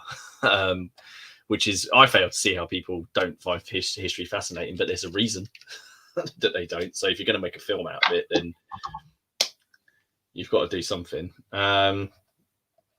Lionheart says the Cromwell movie depicted Naseby of no hedges. And that made him laugh. Did you just put your... Yeah, look. That's quite... I've never seen that before. That's... I think you're going to set a trend. I'm actually speechless. I'll tell you what, the thing I hate about some of the old English Civil War thing is like art and photos of where they show the parliamentarians with like the red and yellow lines down the sleeves and things like that. Have you ever seen that? I've seen it on a couple of. I've seen it on a couple of things. Yeah, and I've never seen it actually on proper historical reference material, but it's always in films and on a lot of kits and things like that. You see it like that, and I think that is terrible. Because even in Cromwell, they have that. The parliamentarians are all wearing that. And you just think, oh no, they were red. It was red. Yeah, did you see? There was I think I told you about the time. There was a really good bugger. Just dropped in a pot of paint. Why do I keep dropping people in pots of paint? There was a really good documentary a few months ago on BBC 4, all about the trial of Charles. It was like a 3-part thing. It was really good. It was really good. There's was also it on at the same time as Neighbours or Home and Away, was it? Because I wouldn't have seen it. No, I know it wasn't, because Hayley was fast asleep next to me while I watched it, because I put it on and then that did it. That she was sparked for the rest of the. She was out for the rest of the. I'll tell you a good film set in the at that time period, and that's Solomon Kain. That's a great English Civil War film. What's that one about? That's the fantasy one with the puritanical guy who fights it's by the guy that wrote the Conan the Barbarian books. And have you not seen it with James Purefoy in it? No. Oh, it's a brilliant film. It's come out in 2008, 2010 maybe. But yeah, it's basically just about a guy who is a bit of a pirate and things like that. And basically, he's told by the devil that he's going to take his soul unless he atones. And basically, he becomes a Puritan, but fighting the devil's horse. So you got a Puritan running around with sword and tell you what, I think I have wheel locks. I'll have to have a look. Yeah. I tell you, there is another film someone mentioned about before, and it seems to be it's a bit of a surreal one. It's set during the period. It's all filmed in black and white, and it all seems to be about the effects of what some magic mushrooms have done to these fellas in this little campsite sort of thing, and they're all dancing through the field, and it's all surreal. I looked at it and I was like, why? Why have you done this film? What is the point of this? But it's one of them film for films, which half of the time you sit there thinking, how did you come up with this? How did you get funding? Who funded this? I know. No, I feel that way about a lot of the movies that I seem to end up watching. Who greenlit this? There was something Little Wars TV did a review on about a couple of months ago about a minute Wargamers film that someone had done. I think they'd done a Kickstarter for it. Yeah, I heard about it. I haven't seen any reviews of it though. Is it out? Well, the guy said it was on Amazon, but I did look. Obviously, they're in America, so it might be different in America. But he said it was terrible. But and I thought, well, nice one for doing such an honest review rather than just kind of, And he said, oh yeah, we try not to give bad reviews. We say what we feel. And I thought, well, you didn't hold any punches, so you definitely did a good job on that. But yeah, I don't know. It seemed to be I think the guys were just playing bolt action or something like that. But the guy was just saying it just made no sense. It was just 4 guys. You kind of thought they were all going to meet up at the end, but they didn't. They were all different stories, and it was just like, oh, okay, well, I won't watch that then. Yeah, well, that's done that. Well, I suppose if it is that bad, at least it saved you some time. Time is precious now. I get really irritated if I watch a bad film, or if I if I invest in a TV series and the ending is like rubbish, I get really annoyed. Not because it's like that's time I could have been painting. That's time I could have been doing something else. The thing is, there's so much stuff on Amazon and Netflix and Disney that I don't know what to watch. That I'm not going to do that. Where I'm not going to waste my time because I don't get a chance to watch a lot of stuff. Like you said, I don't want to. That time I did have to do it. I've wasted it watching. I don't know. Some absolute tosh.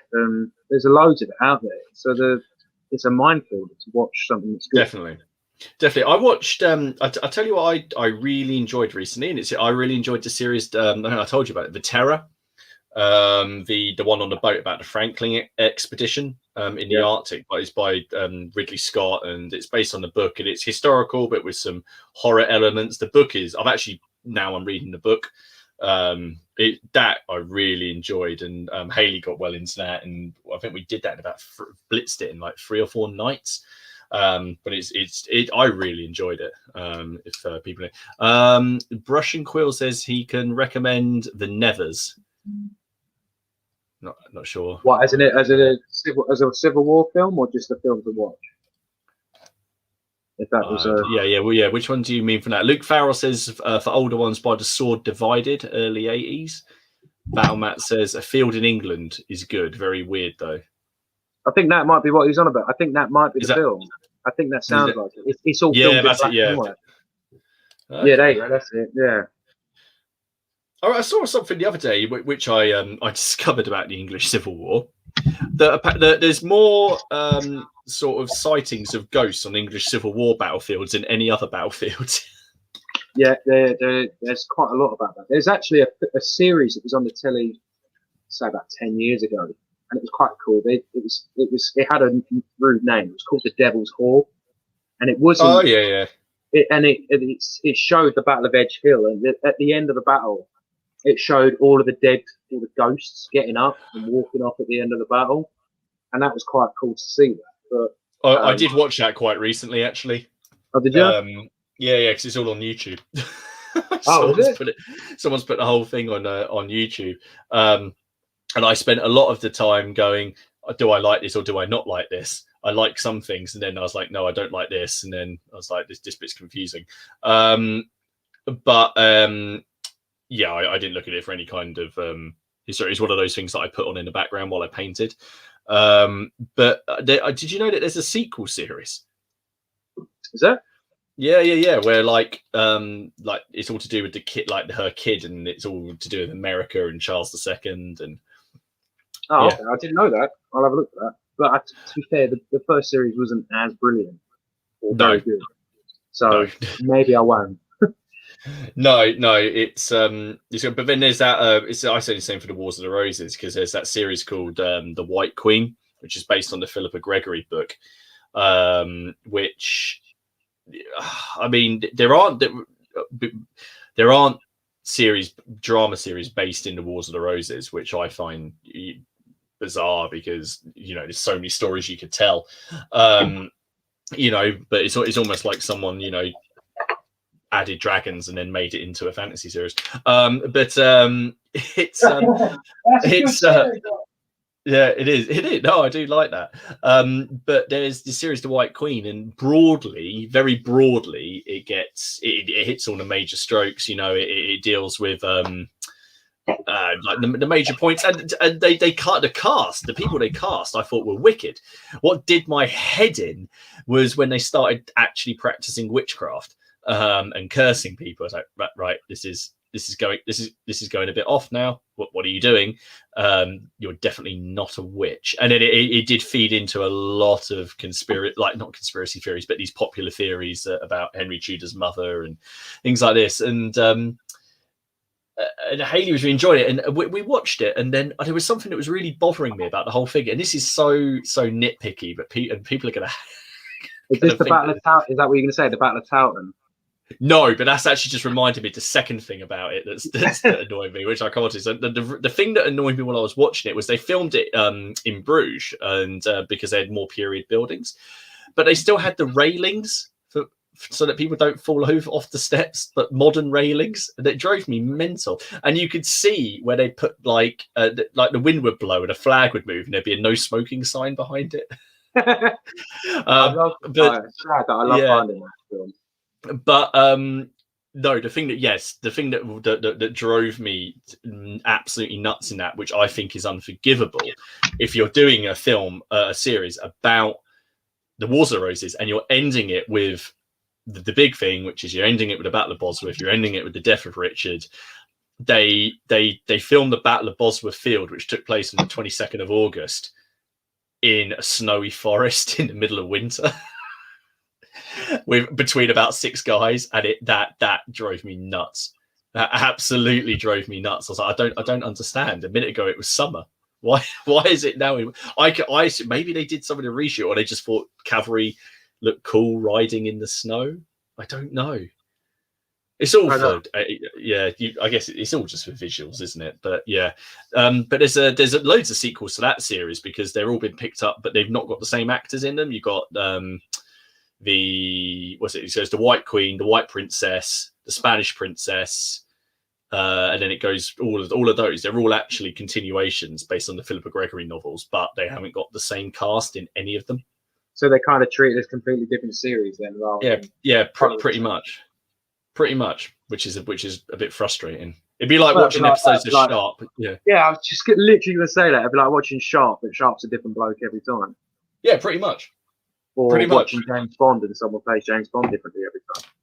Yeah, there was a period where that happened quite a bit, though, wasn't there? They switched around quite a few times. You had Roger Moore, George Lazenby, and then who's the one that came after him? The one who was only in 2 of them, and then Pierce Brosnan.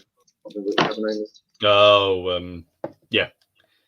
Him, that guy. I've not watched a James Bond, genuinely not watched a James Bond film since GoldenEye.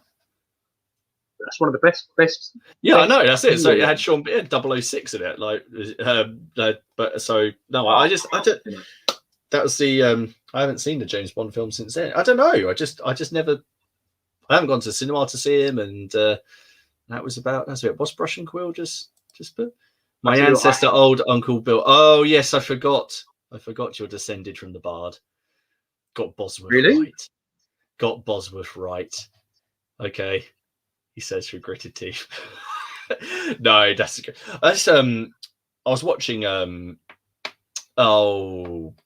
We talked about him earlier. What's his name? Doctor Strange. Benedict Cumberbatch.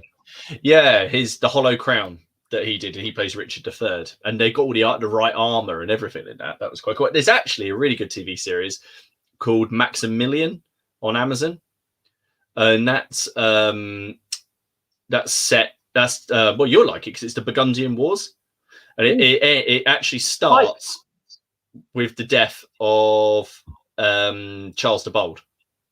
At the aftermath, but they're walking through and the armor's all right, and it's all about. But you've got Richard and Edward's sister in it because she was married to him, and it's all about the Austrians and the Germanic states and everything, like wrestling for control. And England's mentioned quite a few times, but they've all got that really cool Gothic armor in that. That's worth watching. That's brutal as anything. There was a series that someone told me to watch, and they said, "Oh, it's about the Wars of the Roses." I thought, all right, and it's got the woman who plays Villanelle in Killing Eve. She plays someone in it, and I thought, oh, okay, great. And then literally the first scene is the Battle of Bosworth's just finished, and it's like, oh, well, okay. So it's not mostly about that. So I think it was all about she was supposed to be one of the daughters that marries Henry. Oh, was it? That might have been the White Princess. That might have been that one. Yeah, she marries him, and then she starts off hating him, and then one of the princes in the tower comes back, and it all goes. Yeah, pretty much. I just everyone wants their favorite period represented well in Hollywood or in media, don't they? But sometimes though, it's you wish for something, and then probably it's like your best you just don't get it. Yeah. Well, English Civil War's never touched it. Apparently, it just doesn't seem to do well in anything. So I'll just have to put up with that, I suppose. Yeah, well, we were saying that on the Plastic Crack as well, weren't we? We were talking to the author, just like English Civil War, just where are the novels? You know, because it'd be a great period for to be represented in historical fiction. Nick says he'd recommend the TV series Hernan about Hernan Cortez Conquistador when he found Mexico. Okay, that'd be cool. But then I'm just going to want to go and buy War Games Atlantic stuff. I was literally about to say, they look awesome. I cannot wait for them to come out. I am definitely picking some of them up. Oh, yeah. Oh, man. I see. The thing is, though, what will happen now is you'll do a video and then I'll buy some. I'll be like, no, I'm not going to do that. I'm not going to get anything. And then someone will put a video. I go, oh, yeah, they're not so. Definitely, I have to go get some now. Yeah, definitely. 100%. That's exactly what's going to happen. Or if anyone at War Games Atlantic's watching, send me some. I'd love some. Please. Yeah, no, please. And yeah, anyone who wants to send stuff, absolutely fine. David says Shadow the Tower starting post Bosworth is on YouTube. I think I've seen that one. King Matt, luckily us ACW fans have to film Gods and Generals. Say no more. Yeah, all right. Fair enough. But you also got Gettysburg, which more than makes up for every other film. But to be fair, you've got Napoleon, it got Waterloo, and that's just cool because of the amount of people it's got in it. Yeah. See, look, they've just done it now. Look, Nick Games. Like, yeah, I'm going to get an order when they release their Conquistadors, and Leslie straight away. Martin, get your order in. No, I've got plastic cowboys I need to paint. Did you see the Normans have come out? Victrix have now. Their Normans have been released. Have they? Yeah, they're out. Are they the ones in the odd pose? No, that's the. No, they're the late Romans, aren't they? Yeah, the Normans, mate, they look awesome. Definitely might have to pick something up. Definitely, maybe. Definitely, maybe. Definitely have probably already ordered them and they're on their way. Have you? No, I meant you. Oh, yeah, they're sitting next to me. No. Father's Day present to yourself. Ooh, it's a good idea. It's not that far off, is it? No, I've got to try.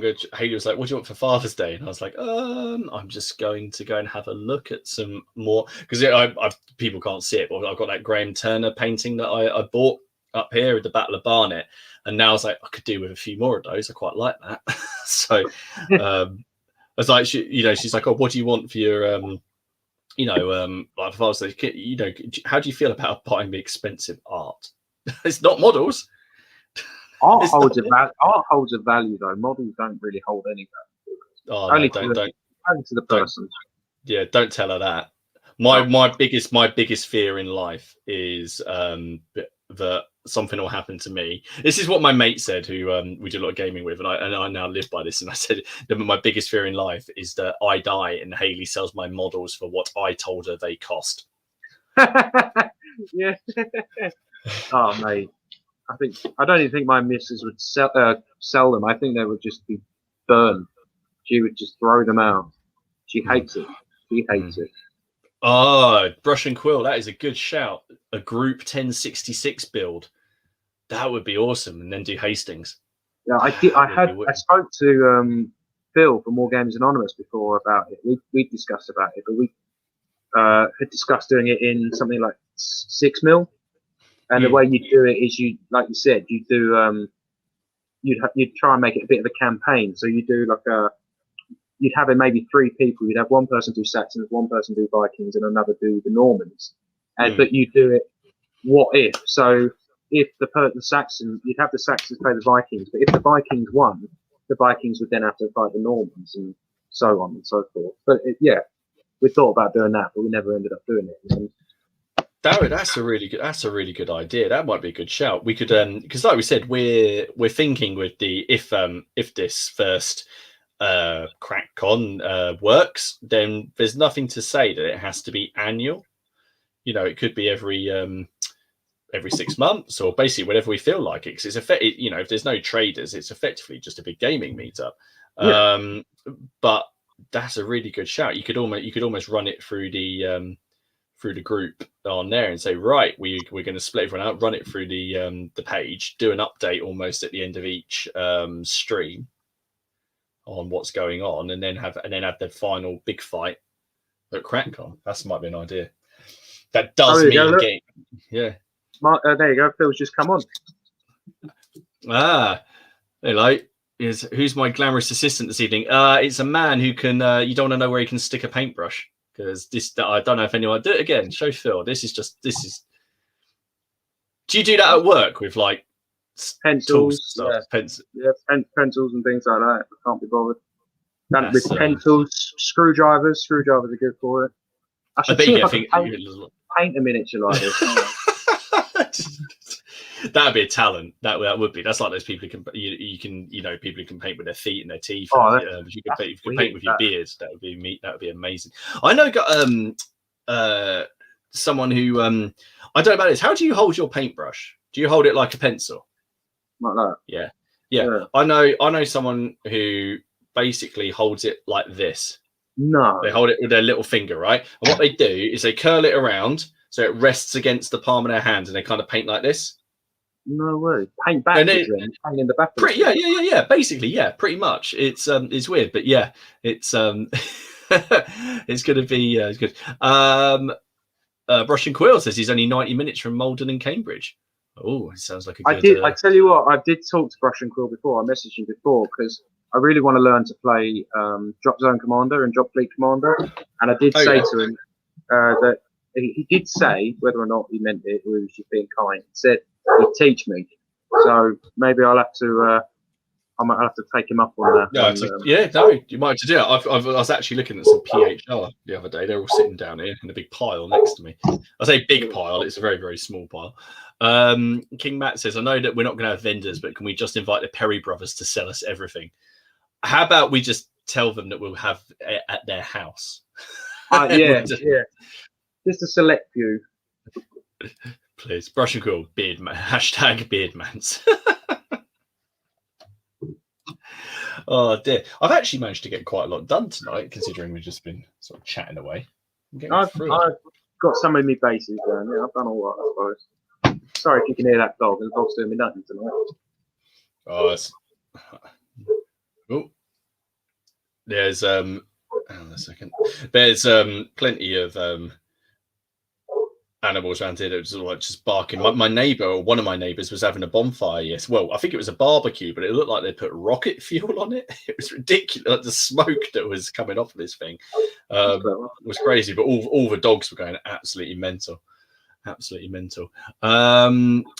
Luke says, couldn't the front rack make Crackcon 21 as a farewell and sell us the lot?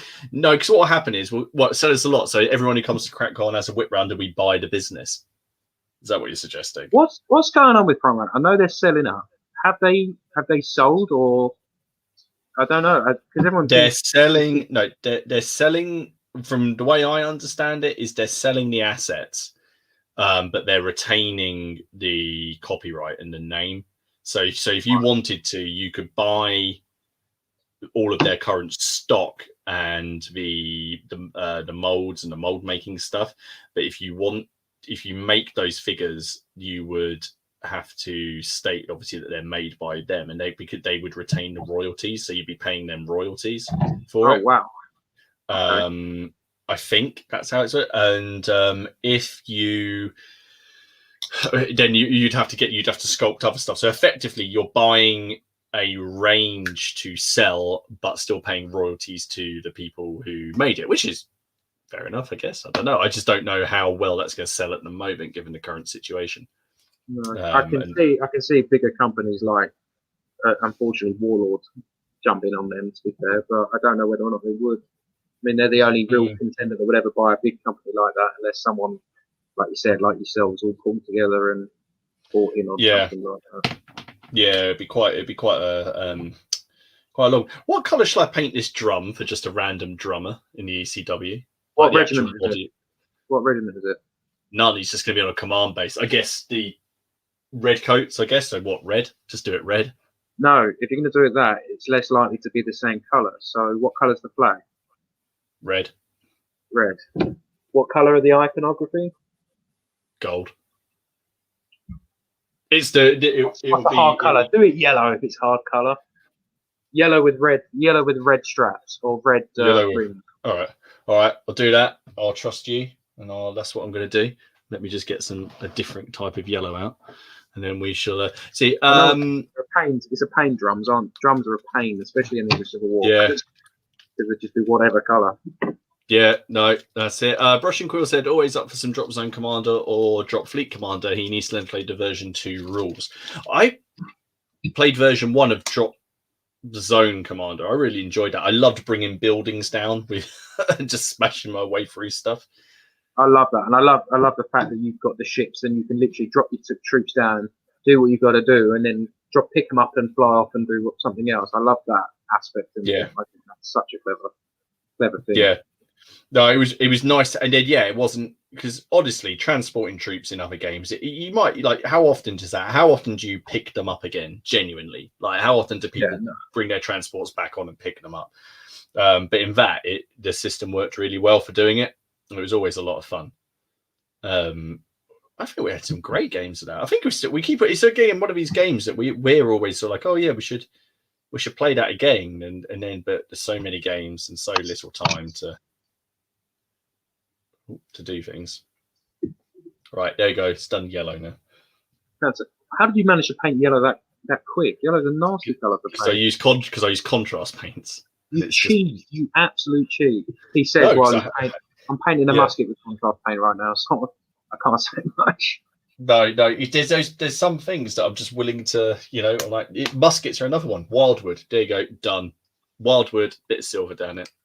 I'm using Gore Grunt of Fur. Yeah, that's a good colour. That's again my favourite brown that's my favourite contrast paint, full stop. Oh, what's this? Jason Horn. Has anyone heard of an upcoming price increase from Warlord Games? No? Is there one? Is that have you heard of one, or are you asking if any? I did hear actually that the starter set, the Band of Brothers one, was supposed to be increasing its price, but whether or not that was across the whole range, I wasn't sure. But I don't know why. Wonder how. Yeah, I don't think I've bought direct from Warlord for bloody ages. No, I started a new account recently for it, but I tell you what, I bought it for the commandos, the cockleshell commandos that I'm doing. That's when I started to use it. I had to start a new account for them just because I wanted to. Just because it's cool. It was actually really cheeky because Warlord were obviously doing the coins that you could get. And because I hadn't bought with them for ages, they said, you got a choice. You either use your coins now or we're going to take them away from you.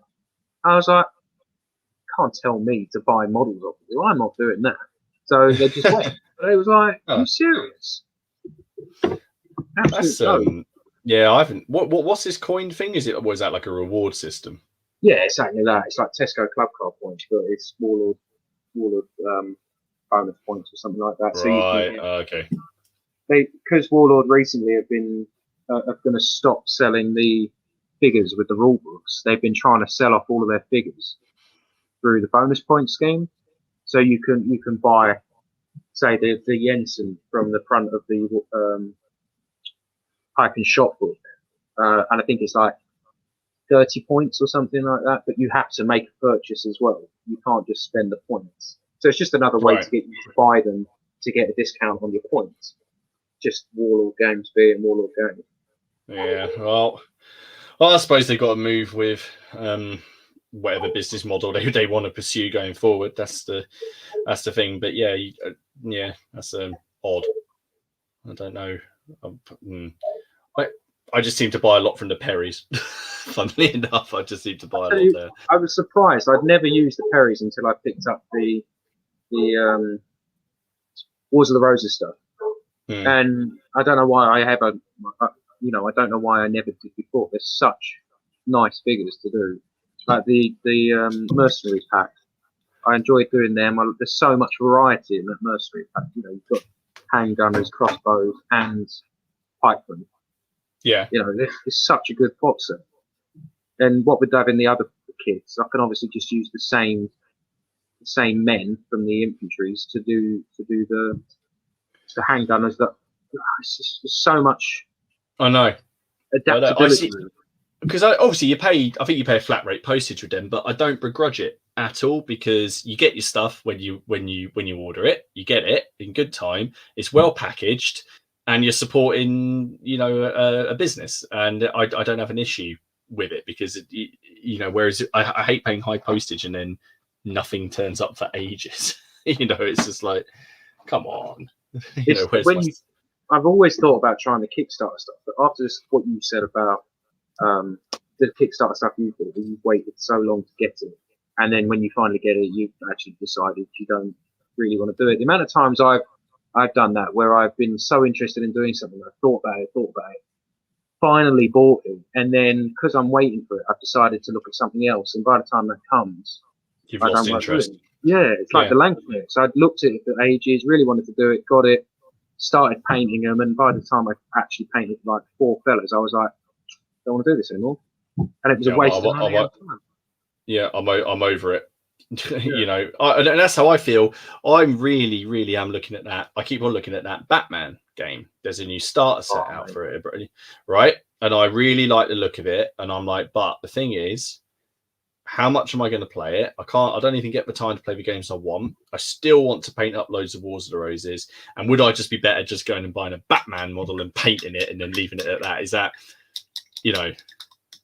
so yeah. Is that what I want to do? So yeah. I know what you mean. Those figures are gorgeous, the Batman things. But every time I've gone to try and buy them, I don't know where to find them. So I end up going, I think, Whaling Games. And they never seem to have anything in stock that they actually sell. Something I've always found with them. No, I know exactly what you mean. It's either out for restock or unavailable, whatever you want. So I don't actually know what that shop sells. Whaling Games. I know through so sometimes, so if it's in stock, you'll get it very, very quickly.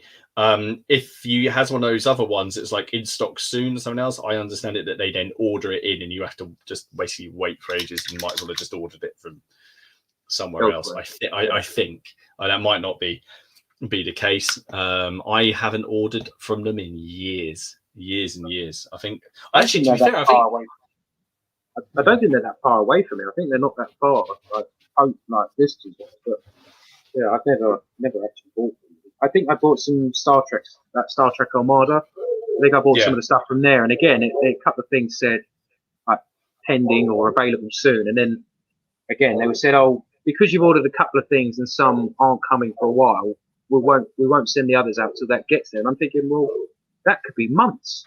Yeah, I still like my stuff. Yeah. I'd like my stuff. Brush and Quills just said Wayland and Notorious support stock service.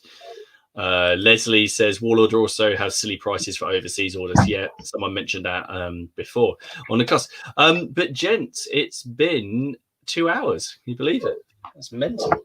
That's it. Blimey. Yeah, I know. That's been 2 hours. I'm going to have to call it a night soon. Just need to get this hair on this last guy done. Because I've actually got to tidy the house up before Haley gets home. So that was one of the deals. But what have you managed to get done tonight, mate? I've managed to paint most of the jackets, breeches, and I've started doing the boots on most of my bloody miniatures. Some of them are coming along. I've got a fair way to go. I don't know if you can see that. But they're actually really nice to paint. I do like the look of him. He looks very cool. They do look nice. I'm trying to decide what to do with mine. I think I might use them as dragoons and just whack them on as dismounted dragoons. That's all right. So anyone who's watching, I have finished, and I don't know how well this is going to come out, but I've finished the horse for Astley as well as Astley himself. So I'll be sticking those together. We have a royalist sergeant doing a typical pointing pose, go get the enemy over there, and this drummer who I thought might look all right on the base. I don't think that's going to come into focus. Sorry about that. But I'll be putting these onto a command base, trying to decide what to do with it. It's very soon, but I've also managed to finish. This is probably about a shot. I've finished the standard bearer for the Bastard of Falkenberg. I've just finished him. And I've just finished a couple of those models. So I've basically got 2 command bases worth of stuff to put to what I've managed. So yeah, we'll put them together. But Anyway, yeah, thank you to everyone who's watched. I hope our ramblings about films and Australian soap operas and It's been quite a conversation, isn't it? It's been a good one. It's been a good one. But no, we'll definitely come out if Miller wants to come back, do another one. Maybe we should do one. Actually, do it. Probably be another 6 months, yeah. But I don't know, maybe we should do one and just like maybe do a complete Civil War Q&A kind of thing after we've had our game, and then we one of us could be feeling smug while the other one just hangs their head in shame. But anyway, everyone, yeah. Well, after my dice rolls, I deserve to lose those games just for those dice rolls. Like, mate, your mate kept getting 11s and 10s. There was no way he was going to beat that half the time. So it's about that. You know, there's a moment in that battle report where I was so happy because I got 3 6s, and then the dice gods went, no, he can't be that happy for the rest of the game, and he just took it all away from me. I think it's about 1 hour in, and then for the next hour, it's just failure after failure after failure. But anyway, everybody, thank you very much for dropping by and spending your evening with us, especially if you gave up going to the pub. Please don't tell me you gave up going to the pub to hang out here. You should have definitely gone to the pub. But anyway, go and check out the battle report. Go and check out Miller's channel, Miller's Miniatures, and we will see you guys again soon. So take care and have an awesome weekend. We'll see you all later. Bye bye. Bye bye.